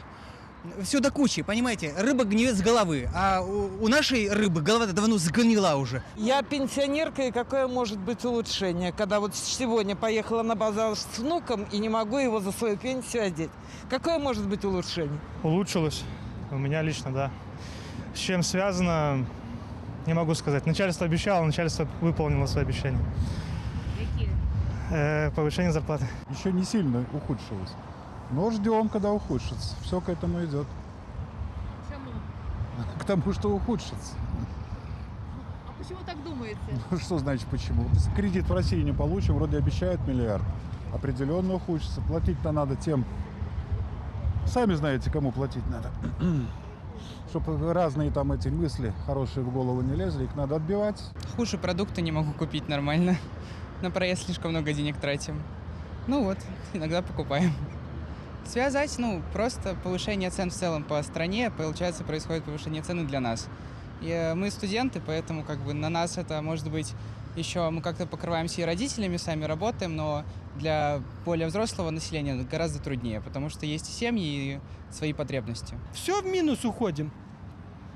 Дальше так жить невозможно. Не улучшилось и не ухудшилось. Все осталось как было. Не хватает, там, одалживаешь постоянно где-то, может, какой-то кредит берешь, но денег на себя не очень хватает. Могу сказать, вот по родителям определенные лекарства пропали, которые были обязательные, бесплатно выдавались пенсионерам там с определенным заболеванием, они исчезли. Наверное, это показатель, что средств нет в бюджете. Улучшилось, потому что работаю очень много. За последние 8 месяцев у нас ухудшилось и психологическое положение у всех, и экономическое, и, собственно, будущего в том, что сейчас вокруг нас никто не видит. Поэтому все очевидно. Просто надо отдавать власть тому, кому она принадлежит. Гаспадарства, нават людзі, якія, можа, часам і не цікавяцца палітыкай, заўважаюць на сабе, як гэтая палітыка адбіваецца. А канкрэтна растуць кошты на ўсё, перадусім на харчы, на праезд, на бензін нават. І вось тыя беларусы, якія не вераць тэлеграм-каналам, СМІ, вось, можа, яны павераць Нацыянальнаму банку, які правёў апытанне грамадзянаў, і вось па дадзеных Нацбанку ў сакавіку рэзка вырасла колькасць беларусаў, якія лічаць, што кошты за апошнія 12 месяцаў выраслі вельмі моцна. І амаль 78 апытаных Нацбанкам лічаць, што... амаль 78% апытаных Нацбанкам лічаць, што ў бліжэйшы год цэны будуць павялічвацца хутчэй яшчэ, чым цяпер. Ці, прынамсі, гэтак сама інтэнсіўна. Ніхто не верыць у запавольванне коштаў, ніхто не верыць, канешне, у паніжэнне коштаў. Такая сітуацыя, што людзі бачаць, што адбываецца ў эканамічным плане. Перадусім на сваіх бюджэтах яны гэта бачаць.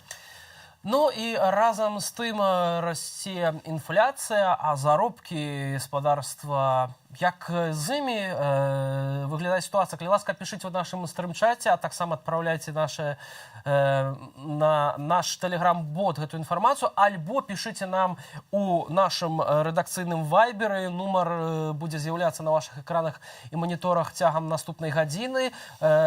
Таксама паразважаем пра гэта ў эфіры з нашымі наступнымі гасцямі.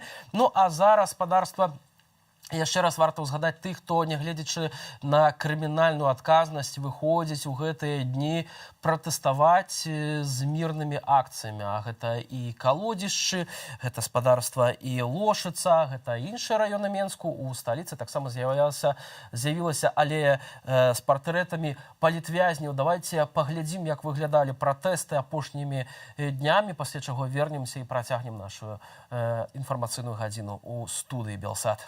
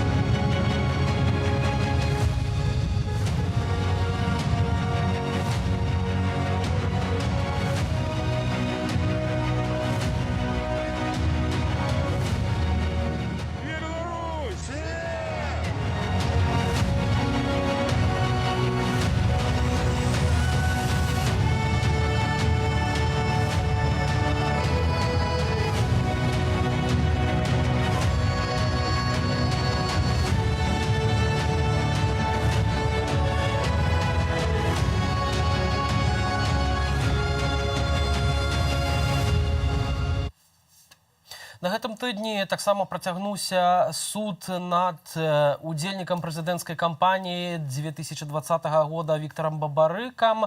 І зноўку Віктар Бабарыка з-за кратаў заклікаў людзей уступаць у новаствораную структуру, якая мусіць стаць у будучыні партыі «Разам». Пра гэта ды не толькі паразмаўляем з вядомым палітолагам, доктарам палітычных навук Павлам Усовым у нашым эфіры. Добрый день.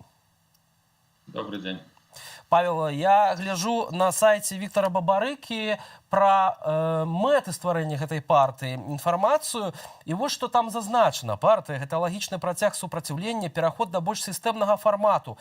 Грамадзяне змогуць удзельнічаць у прыняцці рашэнняў, якія вызначаюць іх лёс. Эканоміка будзе эфектыўнай, а беларусі змогуць свабодна выказваць сваю думку. У нас ужо 26 гадоў дыктатуры Лукашэнкі і больш за дзесятак партыяў, аднак людзі па-ранейшаму не могуць выказваць свабодна сваю грамадскую думку. Навошта тады ствараць яшчэ такую палітычную структуру, на ваш погляд?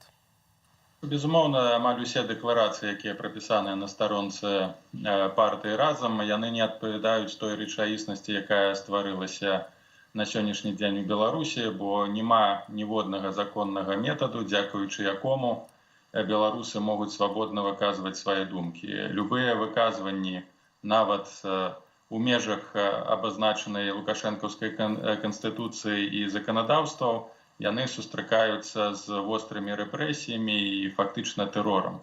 Таму, сыходзячы менавіта з тых умоваў, у якіх функцыянуе беларускае грамадства, не зусім ясна, навошта ствараецца зараз новая палітычная ініцыятыва, калі на беларускай палітычнай прасторы існуе дастаткова ўжо тых палітычных структураў, якія рэалізуюць канкрэтныя палітычныя мэты, і тое, што зараз патрэбна, гэта умацоўваць гэтыя структуры, але не размываць тое, што адбываецца дзякуючы ініцыятыве па стварэнню партыі «Разам». Бо адзінае... Павел, я хацеў бы удакладніць. Вось вы маеце на ўвазе каго, якія структуры? Напрыклад, каардынацыйную раду транзіту ўлады, якая была створаная для перамоваў з вертыкаллю Лукашэнкі? У нас, па ідэі, працягвае існаваць трыадзіная піраміда альтэрнатыўных сілаў.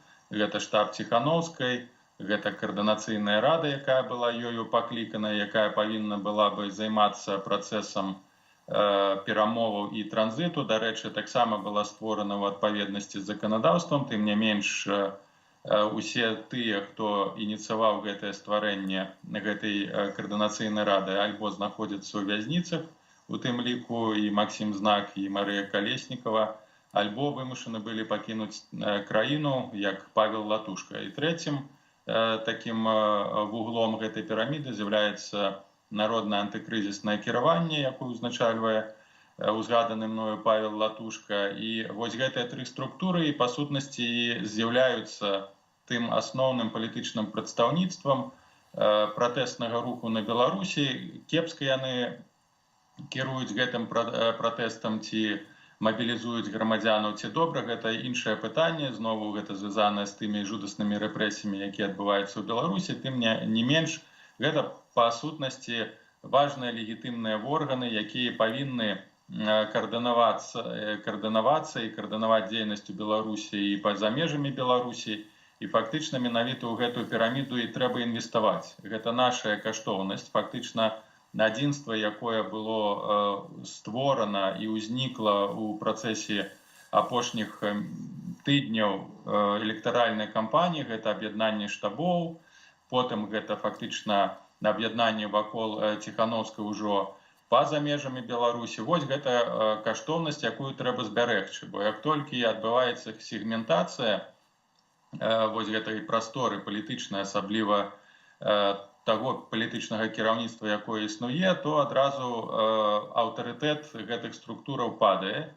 Разом з тым хацеў бы вам запярэчыць у гэтым сэнсе, што аргкамітэт па стварэнні гэтай партыі заяўляе, што гэта не раскол ні ў якім выпадку, множанне палітычных партый — гэта прыкмета развіцця здаровага дэмакратычнага грамадства, і што стварэнне новай партыі не можа ніякім чынам паўплываць на раскол вось ужо ў створаных гэтых структурах, як каардынацыйная рада, як народнае антыкрызіснае ўпраўленне. Вы, як разумею, не згодныя з такім вось меркаваннем? Ну, там цікавае слово для развіцця дэмакратычнага грамадства, але мы не жывем у дэмакратычным грамадстве. Гэта першае. Другое, фактычна мы знаходзімся ва ўмовах палітычнай і фізычнай, можна нават так сказаць, вайны з сістэмай і сістэмы супраць народа. І ствараць зараз вось у гэтым адзіным фронце нейкую іншую партыю, адцягваць туды людзей, пераарыентоўваць іх на іншыя мэты, калі асноўная мэта — гэта знішчэнне рэжыму усімі метадамі даступнымі у руках дэмакратычных сілаў, гэта супярэчыць здаровай логіцы і сэнсу. Бо навошта зараз, я згодны, што калі створацца дэмакратычная краіна, калі тыя прадстаўнікі палітычных сілаў прыйдуць да ўлады, то, безумоўна, расчыніцца стрэфа магчымасці для стварэння розных ініцыятыў і партыяў, для ўдзелу ў мясцовых выбарах, у парламентарных выбарах, як у любой нармальнай здаровай краіне. Але мы не жывем у такіх умовах, якія не тое, што дазваляюць стварыць нармальную партыю, яны не дазволяць ёй функцыянаваць. Пытанне, навошта скіроўваць інфармацыйныя рэсурсы, палітычныя рэсурсы, людскія рэсурсы на ініцыятыву, якая не прынясе на сённяшні момант ніякіх сур'ёзных зменаў у сістэме, а наадварот будзе яшчэ больш, не гледзячы на тое, якія ставіць мэты. Ну, напрыклад, добра, яны дэкларуюць, што не ставіцца мэта раскола. Ну, безумоўна, ніхто не будзе ставіць і дэклараваць мэту раскола, але гэта ўжо ўспрымаецца ў грамадстве як асобная ініцыятыва, як нейкі іншы элемент, тым больш, што фактычна кіраваць гэтай партыяй будзе Баграцоў, які на сённяшні дзень сканцэнтраваў асноўныя рычагі ўплыву ў каардынацыйнай радзе, замест таго, каб развіваць каардынацыйную раду. Што перашкаджае развіваць каардынацыйную раду як тую палітычную сілу, якая знаходзіцца ў Беларусі, дзеля таго, каб прыбліжваць змены. А адказ просты — гэта рэпрэсіі. То бок, якой павінна быць партыя, каб не адчуць на сябе палітычны ціск і рэпрэсіі з боку ўладаў. Альбо гэтая партыя ўвогуле не будзе рэалізоўваць нейкую дзейнасць, а будзе толькі дэкларацыяй, альбо існаванне гэтай партыі будзе выгадна ўладам, бо па сутнасці тыя партыі, якія існавалі да сённяшняга моманту ў Беларусі, апазіцыйныя партыі ці рухі, яны ніколі не стваралі сур'ёзнай унутранай пагрозы, таму не пазбаўлены пакуль што рэгістрацыі. І, напэўна, калі гэтай партыі новай дазволяць дзейнічаць у умовах тэрору, то гэта будзе толькі азначаць тое, што партыя ператварылася ці з'яўляецца адным з інструментам унутранай палітычнай маніпуляцыі ў Беларусі. А знешняй сілай можа з'яўляцца такая партыя? Таму што доўгі час вялася гаворка пра тое, што гэта партыя можа мець прарасійскую як бы ўплыў, у першую чаргу у сувязі з тым, што Віктор Бабарыка быў звязаны з Белгазпрамбанкам, доўгі час узначальваў гэты банк у Беларусі. Ці Пуцін будзе зацікаўлены ў стварэнні такой партыі, на ваш погляд? Калі ў гэтай партыі будзе знойдзены ці прасочаны расійскі след, то гэта фактычна партыя самабойцаў.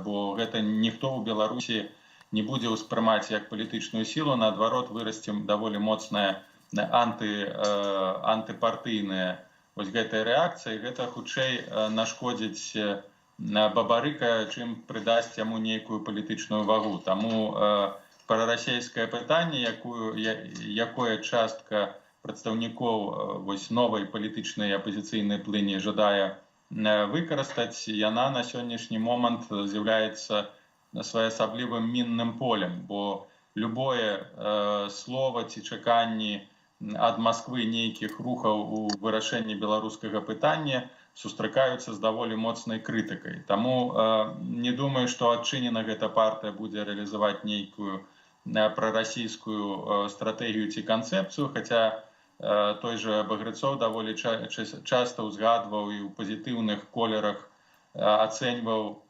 супрацу Беларусі, далейшую супрацу Беларусі з Расіяй, у тым ліку інтэграцыю, што таксама ўспрымалася даволі крытычна. Таму я не думаю, што гэтая партыя будзе адкрыта рэалізоўваць нейкую прарасейскую повестку дня ў Беларусі, бо гэта будзе безумоўна ўспрымацца як інструмент уздзеяння расейцаў, і гэта негатыўна адаб'ецца на Бабарыка, і наадварот узмоцніць. Гаспадар Павел, я б хацеў нагадаць, што у свой час не толькі Віктара Бабарыку, але і Святлану Ціхановскую, Сергея Ціхановскага і іншых апазіцыйных дзеячаў абвінавачвалі ў тым, што яны ледзь не рука Масквы, што вось гэта Расія спансуе для таго, каб зрабіць нам тут правакацыю, каб скарыстацца гэтай правакацыяй, каб захапіць Беларусь. Але вось... Сам Лукашенко заяўляў пра гэта, прынамсі, некалькі разоў. Лукашенко заяўляў, што гэта з Расіі фінансуецца, і вагнераўцаў у нас, расійскіх баевікоў па лясах, шукалі 200 штук, калі я не памыляюся, мусілі дзесьці быць. Але вось у апошнія часы гэтыя абвінавачанні выглядаюць значна менш падмацаванымі. Нават ужо Святлана Ціхановская на гэтым тыдні сказала уже больш выразна, чым раней, чым на пачатку сваёй кампаніі, калі яна не хацела нікаго пакрыўдзіць. А цяпер яна сказала больш выразна, што вось пытанне Крыма, што Крым больш украінскі, чым расійскі, што Беларусь мусіць быць незалежнай, і ўсё больш і больш яна, напрыклад, размаўляе па-беларуску ў сваіх прамовах. Як вы пракаментуеце вось гэты рух, з чым ён звязаны, рух у бок незалежнасці Беларусі ў выказваннях палітыкаў? Тут гэтае вялікае пытанне варта раздзяліць на два пытанні. Па-першае, пачнем з Ціхановскай і зменай у яе светапоглядзе. Давайте прасочым, як адбывалася таксама эвалюцыя беларускага грамадства. Калі на пачатку старта кампаніі фактычна асноўным пастулатам беларускага электаральнага вось гэтага соцыума было хто заўгодна, толькі не Лукашенко. І, безумоўна, гэты матыў Расіі ці дапамогі брацкай Расіі у пытанні вырашэння Лукашенка ці адхілення яго было даволі моцнае. Таксама памятаем, як падчас вось гэтых агітацыйных кампаній ад Цапкала да Бабарыка не выкарыстоўвалася нацыянальная сімволіка, прыдумляліся такія абсалютна абстрактныя сімвалы, як белая стужка, і нават перад самымі выбарамі на плакаты з'яўляліся постары такога савецка-расійскага кшталту, на якой была намаляваная Ціхановская і падпісана там родзіна маць заветы, элементы, якія выкарыстоўваліся падчас акупацыі Крыма. І потым давайте паглядзім, як раптоўна адбылася трансфармацыя чаканняў, трансфармацыя свядомасці, як гэты абстрактныя, не прывязаныя ні да чаго сімвалы раптоўна пераўтварыліся у перамогу ці фактычна выражэнне нацыянальнай сімволікі, нацыянальнай самасвядомасці, калі ўсе гэтыя лозунгі «Хто заўгодна, толькі не Лукашенко» пераўтварыліся раптоўна у лозунгі «Жыве Беларусь», «Верым, можам, пераможам». То бок адбылася эвалюцыя самога грамадства. Гэта было зроблена таксама дзякуючы тым архетыпам нацыянальным, якія ўкладзеныя былі ў беларускую свядомасць на працягу гэтых 26 год, дзейнасць таксама розных пранацыянальных рухаў і гэтак далей. І разам з эвалюцыяй вось гэтай грамадскай свядомасці мы бачым, адбываецца эвалюцыя таксама свядомасці Святланы Ціхановскай, якая была сімвалем, выражала якраз такі чаканні вось гэтага электарата, не звязаныя з ідэямі нацыянальнага адраджэння. І падчас вось гэтай актыўнасці, ўжо калі яна прыняла на сябе вось гэтую ношу лідара, яе свядомасць таксама пачала эвалюцыяваць з боку такога непрыкметнага, магчыма, прарасейскага мыслення у бок нацыянальна арыентаванага мыслення. І гэта эвалюцыя, она абсалютна аб'ектыўная. Я спадзяюся, што вось гэтыя змены ў свядомасці нацыянальна арыентаваныя, яны застануцца як у нашым грамадстве, так і ў свядомасці Светланы Ціхановскай. Што тычыцца наконт расійскага следу, ну, таксама было б дзіўна не думаць пра тое, што у Расіі няма свайго сцэнара ў Беларусі. Ён быў, і, магчыма, у гэты сцэнар упісваліся ўсе тры кандыдата. Ну, асабліва прыгадаем таго ж Цапкала, так, які запісваўся у савецкай уніформе падчас святкавання 9 траўня, там, ці Дня Незалежнасці, калі я не памыляюся. Тыя ж самыя такія даволі асцярожныя выказванні Бабарыка і нейкія крытыка ў адрес таго ж Ціхановскага. Магчыма, і, напэўна, мы пра гэта даведваемся ўжо, калі зменіцца палітычная сітуацыя ў Расіі ці ў Беларусі. Безумоўна, гэтыя сцэнары былі. Толькі пытанне, ці ўсё пайшло па расійскаму сцэнару. Я думаю, што расійскі сцэнар не прадугледжваў абуджэнне нацыянальнай свядомасці. Напэўна, захаванне Расіі было б зусім іншым, калі б у Менску, у іншых гарадах выходзілі людзі на вуліцы не пад сцягамі нацыянальнымі, бел-чырвона-белымі, не гучала беларуская мова і не спявалі беларускія гімны «Магутны Божа» ці «Пагоня», а «Божа, храні царя», там, ці выйшлі б пад трохкаларовым сцягамі, то, безумоўна, я думаю, што якраз такі Расія б умешалася ўжо б з канкрэтнымі мэтамі скінуць Лукашенка. Не дай бог, спадар Павел, не дай бог, каб такі сцэнар развярнуўся. На жаль, не можам доўга зараз разважаць у гэтым кірунку, але вельмі дзякуем вам за гэтую размову. Будзем глядзець, як жа ж у гэтай трансфармацыі 25-гадовай гісторыі яднання народаў Беларусі і Расіі будзе развівацца прарасійская сіла ў Беларусі, калі ўвогуле яна калісьці будзе мець нейкае значнае месца ў беларускай палітыцы. Дзякуй вам вялікі.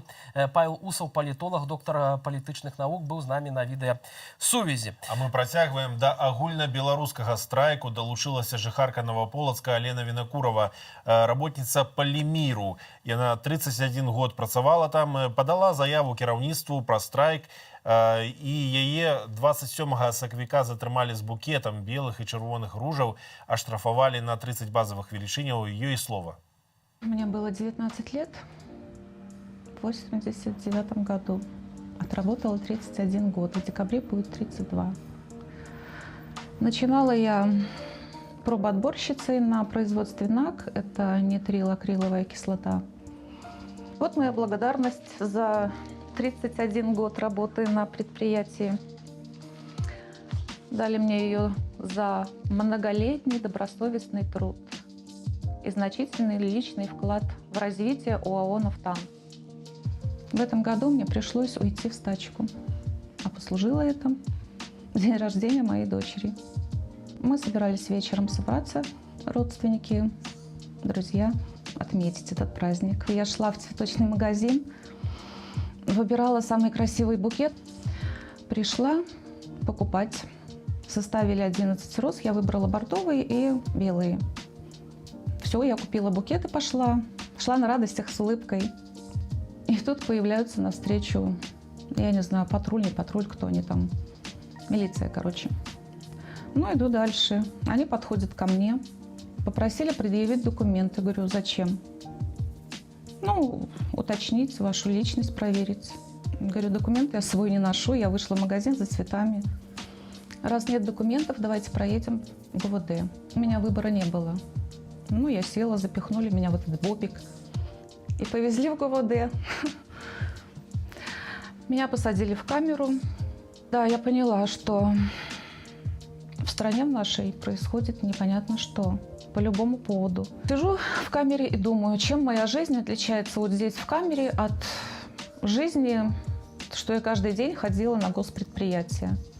И пришла к выводу, что почти ничем. Мне там говорили, ну вы же понимаете, ну вы же все понимаете. Меня выпустили после суда сразу, я собрала вещи и пошла домой. Пришла домой, и в порыве вот этого гнева я окончательно решила уйти в стачку. Я написала заявление. Одно заявление я отправила директору Сойко. Ну, он его уже получил. Я забрала постановление суда, и с постановлением суда пришла в милицию требовать букет. Конечно, они не хотели отдавать его. Говорю, нормально, я сидела за этот букет. Мне сказали, что после того, как я выйду, мне после постановления я его смогу забрать. Но они долго выделывались, не хотели отдавать, но в конце концов я надавила на них, можно сказать так. Они отдали букет. Вот какой он стал. 5 дней пролежал в милиции.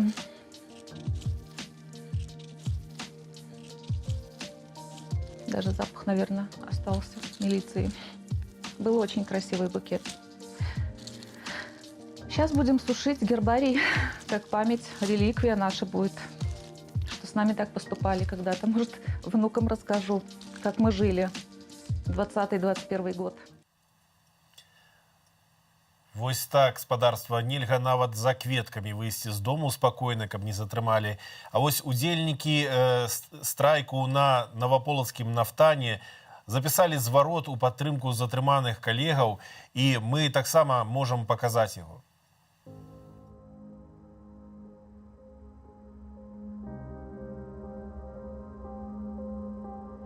Я надеваю белый браслет.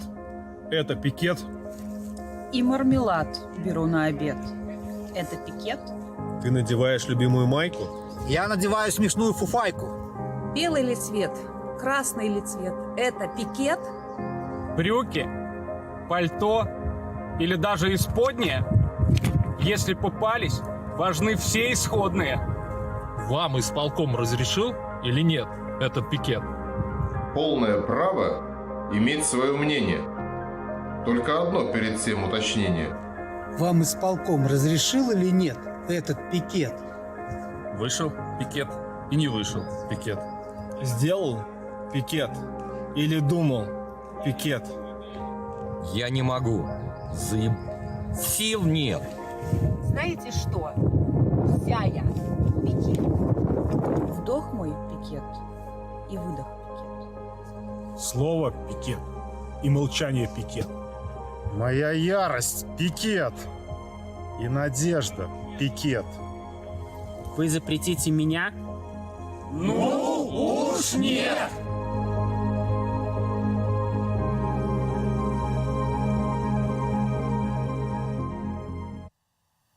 Гэты верш напісала наша калега Ксенія Цыганок, журналістка, вядоўца, і напісала яго пад уражаннем ад гэтых затрыманняў людзей ні за што, просто за спалучэнне колераў на вопратцы. І верш эмацыйны пайшоў у народ, людзі ўжо дасылаюць яго адзін адному, ўжо не ведаюць, хто аўтар, ну але мы ведаем. Спадарства, мы таксама сёння подводзім вынікі тыдня і, конечно ж, звяртаемся да 2 красавіка 25-й гадавіны яднання народаў Беларусі і Расіі. Ужо зараз пра гэтае свята запытаемся у вядомага філосафа, метадолага Владзіміра Мацкевіча. Добрый дзень. Добрый день. Спадар Владзімір, для вас, які увесь гэты час, які мы з Ярославам жыве у саюзнай дзяржаве, ці відавочна, што, як кажа Александр Лукашенко, і беларусы, і расейцы сталі жыць за гэты час лепш. На ваш погляд, што мы маем за гэтыя 25 гадоў, калі глядзець на гэта з філасофскага пункту гледжання? Ну, па-першае, я б не называў гэта святам. Сапраўды, гэта гадавіна, але не свята ні для каго. Здаецца, у Расіі пра гэта ўвогуле не ведаюць, а у Беларусі пра гэта гавораць толькі ідэолагі. Што тычыцца таго, мы сталі жыць лепш, я пагаджуся, так. Калі параўнаць з тым, што было ў Савецкім Саюзе, з тым, што было падчас разрухі, калі Саюз разваліўся, то за гэты час мы сталі значна лепш жыць. І па там ну, далучэнню да сусветнага рынку, да прагрэсу, ну і нават увогуле па ўзроўню жыцця, бо ўсё ж такі Беларусь ачуняла, можа не так хутка, як гэта было пры нармальным дэмакратычным урадзе, але тым не менш актыўнасць беларусаў, працавітасць за гэтыя гады дазволіла значна падняць узровень жыцця. Але пры чым тут саюзная дзяржава? Ніякага дачынення да саюзнай дзяржавы гэты рост дабрабыту беларусаў не мае. Таксама ён не мае дачынення і да кіраўніцтва краіны, да рэжыма. Гэта ўсё працавітасць, дбайнасць саміх беларусаў. Ну, я не пагаджуся, што зусім не мае дачынення. Все ж таки уплыў мы адчуваем на сабе, а канкрэтна ў тым, што пасля таго, як Беларусь далучылі да мытнага саюзу, потым да адзінай вось этой еўразійскай прасторы, еўразійскага саюзу, беларусы, напрыклад, перасталі купляць у большасці машины з Европы. Цяпер вось у Беларусі ездзяць перадусім машины, створаныя на расійскіх аўтазаводах і іншыя тавары. Мы таксама не можам дазволіць сабе ў Беларусі свабодна, якія паходзяць не з гэтай еўразійскай прасторы. Но вы кажаце менавіта пра негатыўныя фактары ад гэтага хаўрусу. І маеце рацыю, бо нават яшчэ да таго, як Ельцин з Лукашэнкам падпісалі гэтую дамову пра саюзную дзяржаву, да заключення мытнага саюзу і так далей, Расія праводзіла пратэкцыянісцкую эканамічную палітыку. Калі вы памятаеце, ну ці узгадаеце пра тое, як Беларусь была мостиком таких секонд-хенд аўтамабіляў для ўсёй постсавецкай прасторы. У Гродні быў рынок адпаведны, на які прыязджалі там з Казахстану, з Расіі, з Украіны купляць машыны, якія беларускія прадпрымальнікі індывідуальныя ганялі з усёй Еўропы. Потым Расія націснула на Беларусь, і гэты рынок знік, і увогуле гэтая форма занятасці беларусаў знікла, все было пераведзена ў Літву, і ў Літву сталі ездзіць за машынамі. Потым, калі ў Беларусі паспрабавалі адчыніць першая отвёртачная вытворчасць па зборцы Фордаў Транзит, это яшчэ ў сярэдзіне 90-х гадоў, таксама пад ціскам Расіі вымушаны былі зачыніць гэтае прадпрыемства, амаль ужо падрыхтаванае да запуску. Расія заўсёды праводзіла тут пратэкцыянісцкую палітыку і шкодзіла развіццю нашай эканомікі. Нават калі паглядзець на гэтыя прэферэнцыі на нафту і газ, то гэта хутчэй такая голка наркатычная, на якую падсаджаная беларуская эканоміка, прычым у першую чаргу дзяржаўныя прадпрыемствы. Так што ад вось гэтай залежнасці нас ад расійскага рынку з аднаго боку ад імпарту, а з другого боку ад накіраванасць экспарту, нічога акрамя шкоды нам не прыносіць. Таму разумная палітыка эканамічная пачыналася б з таго, каб зменшыць адсотак гандлю, сусветнага міжнароднага гандлю менавіта з Расіяй. Расія для нас сапраўды значны рынок збыту і паставак там сыравіны, але тым не менш вось тая колькасць і тая доля гэтага рынку ў нашай эканоміцы, гэта вялікая перашкода для развіцця нашай эканомікі. І расійская палітыка... Гэтым тыдні, спадар Владзімир, акурат на гэтым тыдні загаварылі пра адзіны газавы рынок і пра адзіную энергасістэму. Які лёс гэтых утварэнняў? Калі можна ўвогуле казаць пра верагоднасць стварэння такіх агульных рынкаў? Ну, давайте узгадаем штогадовую газовую войну, войнушку, якую вядуць беларускія ўлады з расійскімі гандлярамі газам. І заўсёды, амаль кожны год у гэтай войнушцы газавай прыдумляюць нейкія формы, каб, з аднаго боку не падвышаць кошты, газавыя кошты для Беларусі, з другого боку для таго, каб ўсё ж таки трымаць вось гэты дыяпазон коштаў для ўнутрырасійскага рынку і беларускага. І гэтых прыдумак ужо штогод было вельмі шмат. Я не займаўся гэтай тэмою спецыяльна, увогуле дыстанцуюся ад эканамічнай аналітыкі, хутчэй спажываю яе ад адмыслоўцаў, да, таму не памятаю менавіта ўсе гэтыя формы, якія яны прыдумлялі для таго, каб неяк абгрунтаваць той стан рэчаў, які ёсць на сённяшні дзень. І вось гэтае жабрацтва, да, папрашайнічества беларускага рэжыму адносна энерганосьбітаў, яно ўжо пераходзіць там эканамічныя рамкі і становіцца амаль маральнай праблемай. Колькі можна клянчыць?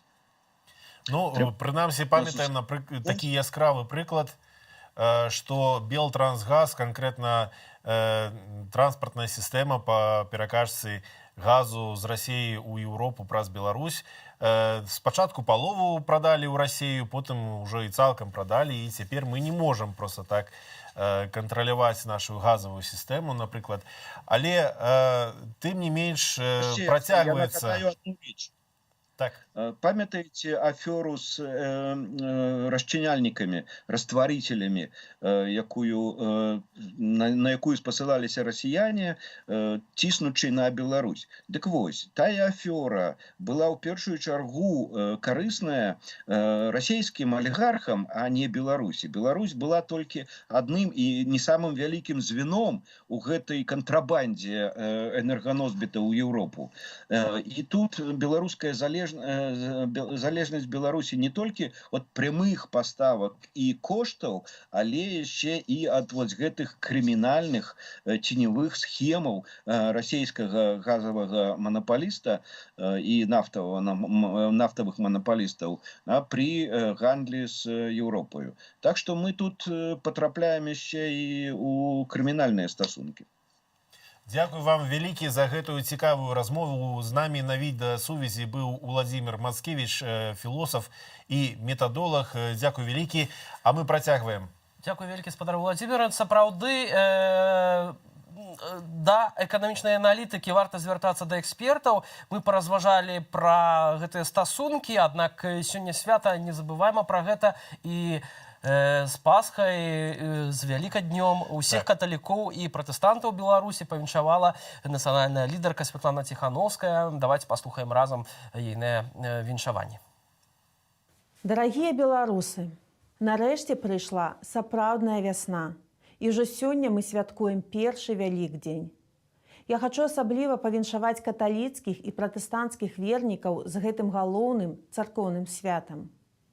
Першы сэнс Дня Пасхі – гэта ўспамін пра вызваленне габрэйскага народа з рабства.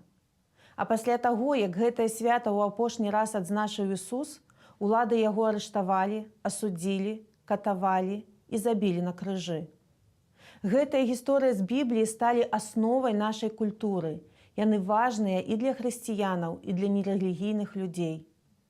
Яны сцвярджаюць, што народ мае права на свабоду, і што гвалт супраць чалавека – гэта найвышэйшая несправядлівасць. Апошнія месяцы ўвесь беларускі народ праходзіць праз выпрабаванні, а асобныя нашы героі – праз сапраўдныя пакуты. Мы з болем бачым, як беларусаў б'юць і беззаконна судзяць, а ў некаторых нават аднялі жыццё. Нас быццам бы хочуць упэўніць, што свабоды не будзе і свята не наступіць, што справядлівасці няма, а ёсць толькі сіла, што ўсё было дарэмна і ўсе намаганні марныя. Часам мы і самі пачынаем вініць сябе ці адзін аднаго за тое, што робім недастаткова, за тое, што дагэтуль не бачым відавочных рэзультатаў нашай працы. Гэта можна зразумець. Але нас зноў і зноў натхняюць тыя, каму зараз цяжэй за ўсё. Асабліва нашыя сябры ў турмах і на судах. Такія людзі, як Мікола Статкевіч, Сергей Ціхановскі альбо Кацярына Андрэева паказваюць, што праўда не можа быць на баку тых, хто злоўжывае сілай. Яны не губляюць надзеі на перамогу. Многія беларускія вернікі гэтак жа цвёрда трымаюцца сваіх прынцыпаў. Мітрапаліт Тадэвуш Кандрусевіч асудзіў гвалт і за гэта доўгі час правёў у выгнанні. Але ён не адмовіўся ад сваіх слоў і пры падтрымцы беларускіх католікаў вярнуўся на радзіму, дзе працягвае заклікаць да дыялогу, каб вырашыць цяперашні крызіс. У евангельскай царквы «Новае жыццё» сілай адабралі будынак, але гэтая супольнасць не згадзілася з несправядлівасцю і ўжо другі месяц працягвае збірацца на малітву на вуліцы. Мітрапаліта Кандрусевіча і царкву «Новае жыццё» хацелі прымусіць замаўчаць, але цяпер іх ведаюць і слухаюць з увагаю па ўсім свеце. Я заклікаю і астатніх вернікаў, у тым ліку біскупаў, святароў і пастараў, не баяцца зло назваць злом і прамаўляць праўду ў голас. Мы працягваем мірна, але настойліва патрабаваць спынення гвалту, вызвалення ўсіх нявінна асуджаных і правядзення новых свабодных выбараў. Мы ведаем, што справядлівасць існуе, і мы ўбачым, як яна вернецца ў нашы гарады. Вясна ўжо прыйшла, а за ёю прыйдуць і змены ў Беларусі. Хрыстос уваскрос! Светлага Вялікдня ўсім! Сапраўды уваскрос такое віншаванне ад Святланы Ціхановскай, а у нас таксама ёсць віншаванне верш Уладзіміра Караткевіча «На Беларусі Бог жыве» у выкананні легендарных купалаўцаў, сапраўдных актораў тэатру імя Янкі Купалы.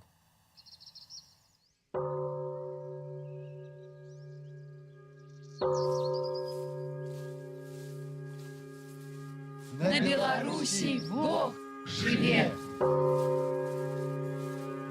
А Беларусі Бог жыве! На Беларусі Бог жыве. Так кажа мой просты народ. Гэту праўду сцвярджае раса ў траве і адвечны зор карагод. Тую праўду сцвярджаюць упартасць хваль, і продкаў запавет, і мовы залатая сталь, і нашых дум сусвет. Тую праўду сцвярджае ўсё зноў і зноў, усім лёсам, няхай спакваля, у хмарах дубоў, у вясёлках агнёў, купальская наша зямля. Няхай давядзе мне іншая кроў, што брашу, як сабачы сын. А няма нідзе вярнейшых сяброў і прыгажэйшых жанчын.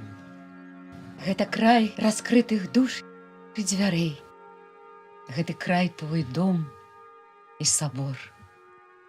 У нас 20 з лішнім тысяч рэк, 11 тысяч азёр.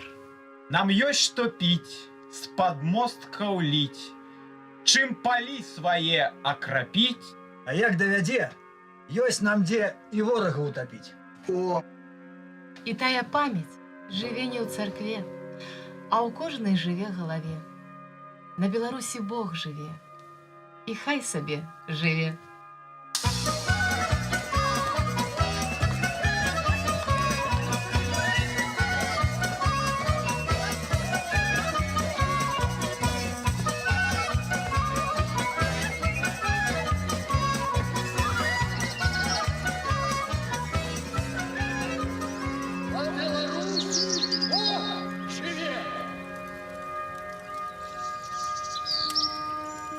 І пра тое кожны пяе салавей росным кветкам у роднай траве.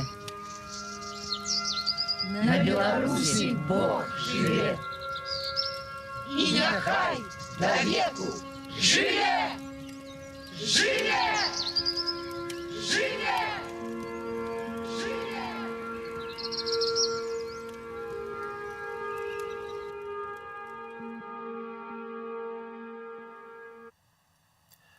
Вельмі кранальна атрымалася. Эмакняльна, сапраўды. Дзякуй купалаўцам. А таксама у нас ёсць віншаванне ад віцебскага біскупа Олега Буткевіча вашай увазе. Христовае ўваскрасенне гэта падзея, якая ўвасабляе найглыбейшае памкненне жадання чалавека, перамогі добра над злом, усталявання справядлівасці і глыбокае жаданне, прагненне трываласці і вечнасці нашага жыцця. Менавіта у Христе уваскрослым гэтае жаданне становіцца рэчаіснасцю нашага жыцця. І тады, калі мы з верою прымаем яго прысутнасць у нашым жыцці, калі не застаемся абыякавымі да яго страшлівых пакутаў і мучанічнай смерці, праз якую ён выслужыў нам гэтыя дары, то мы становімся удзельнікамі яго супакою. Того супакою, з якім ён прыйшоў да сваіх спалоханых вучняў у велікодную раніцу.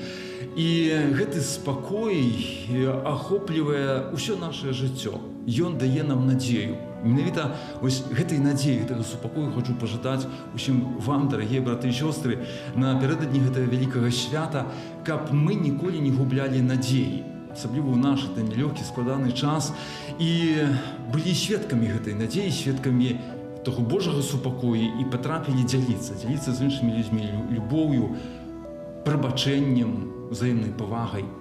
Таму няхай гэтае свята будзе сапраўды для нас крыніцай радасці, надзеі і ўсіх тых найлепшых жаданняў і памкненняў, якія нам у нашым жыцці рэалізуе прысутнасць уваскрослага Хрыста.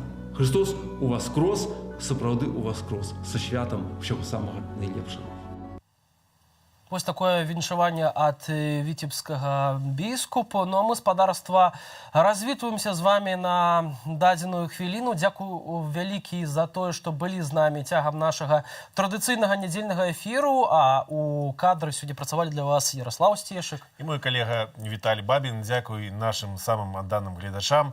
Мы развітваемся і перадаем слова біскупу Юрыю Касабуцкаму з Менску, які таксама павіншаваў гледачоў Белсату. Христос уваскрос. Сапраўды.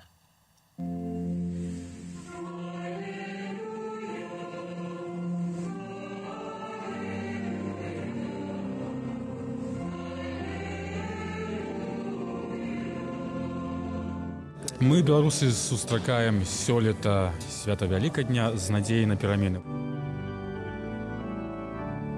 Нам усім складана, але з надзеяй на гэтае воскрешэнне, якое, як Христос воскрос, мы таксама кожны год разам з ім гэта перажываем.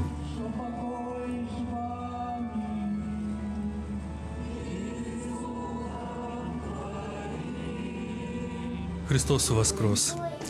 І сапраўды гэтыя словы гучаць радасна для кожнага хрысціяніна, бо Христос перамог смерць. Христос шырока адчыніў брамы небеснага валадарства для кожнага чалавека. Христос, які прайшоў усё зямное жыццё.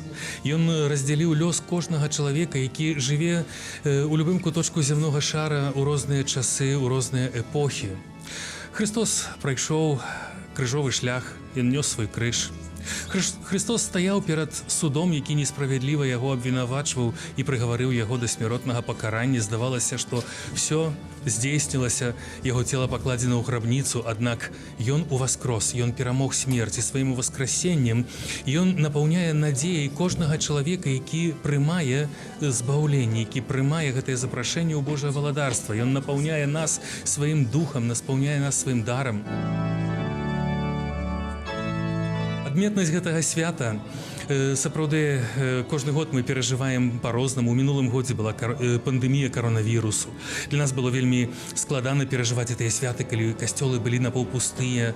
У гэтым годзе ўжо мы бачым, людзі стаміліся не хадзіць у святыню, ёсць вельмі шмат людзей. Таксама мы перажываем шмат розных і складанасцяў і праблем, і грамадска-палітычны крызіс, які ўсё ж такі трывае ў нашай краіне, і мы асаблівым чынам молімся за нашу бацькаўшчыну, молімся за ўвесь наш народ, молімся о Божае благаслаўленне ў паспяховым, хутчэйшым вырашэнні ўсіх гэтых справаў. Няхай Бог благаславіць нашу айчыну, благаславіць нашых людзей і заўсёды прабывае сярод нас.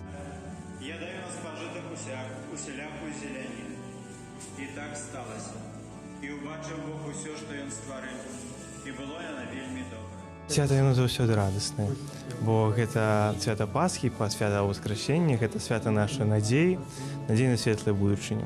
Але ў гэтым годзе, зразумела, што ёсць былі некаторыя падзеі, якія змрочылі гэтае свята, але ўсё ж такі мы хрысціяне, мы не купляем надзеі на добрую будучыню, на тое, што ўсё вырашыцца найлепшым, цудоўнейшым чынам.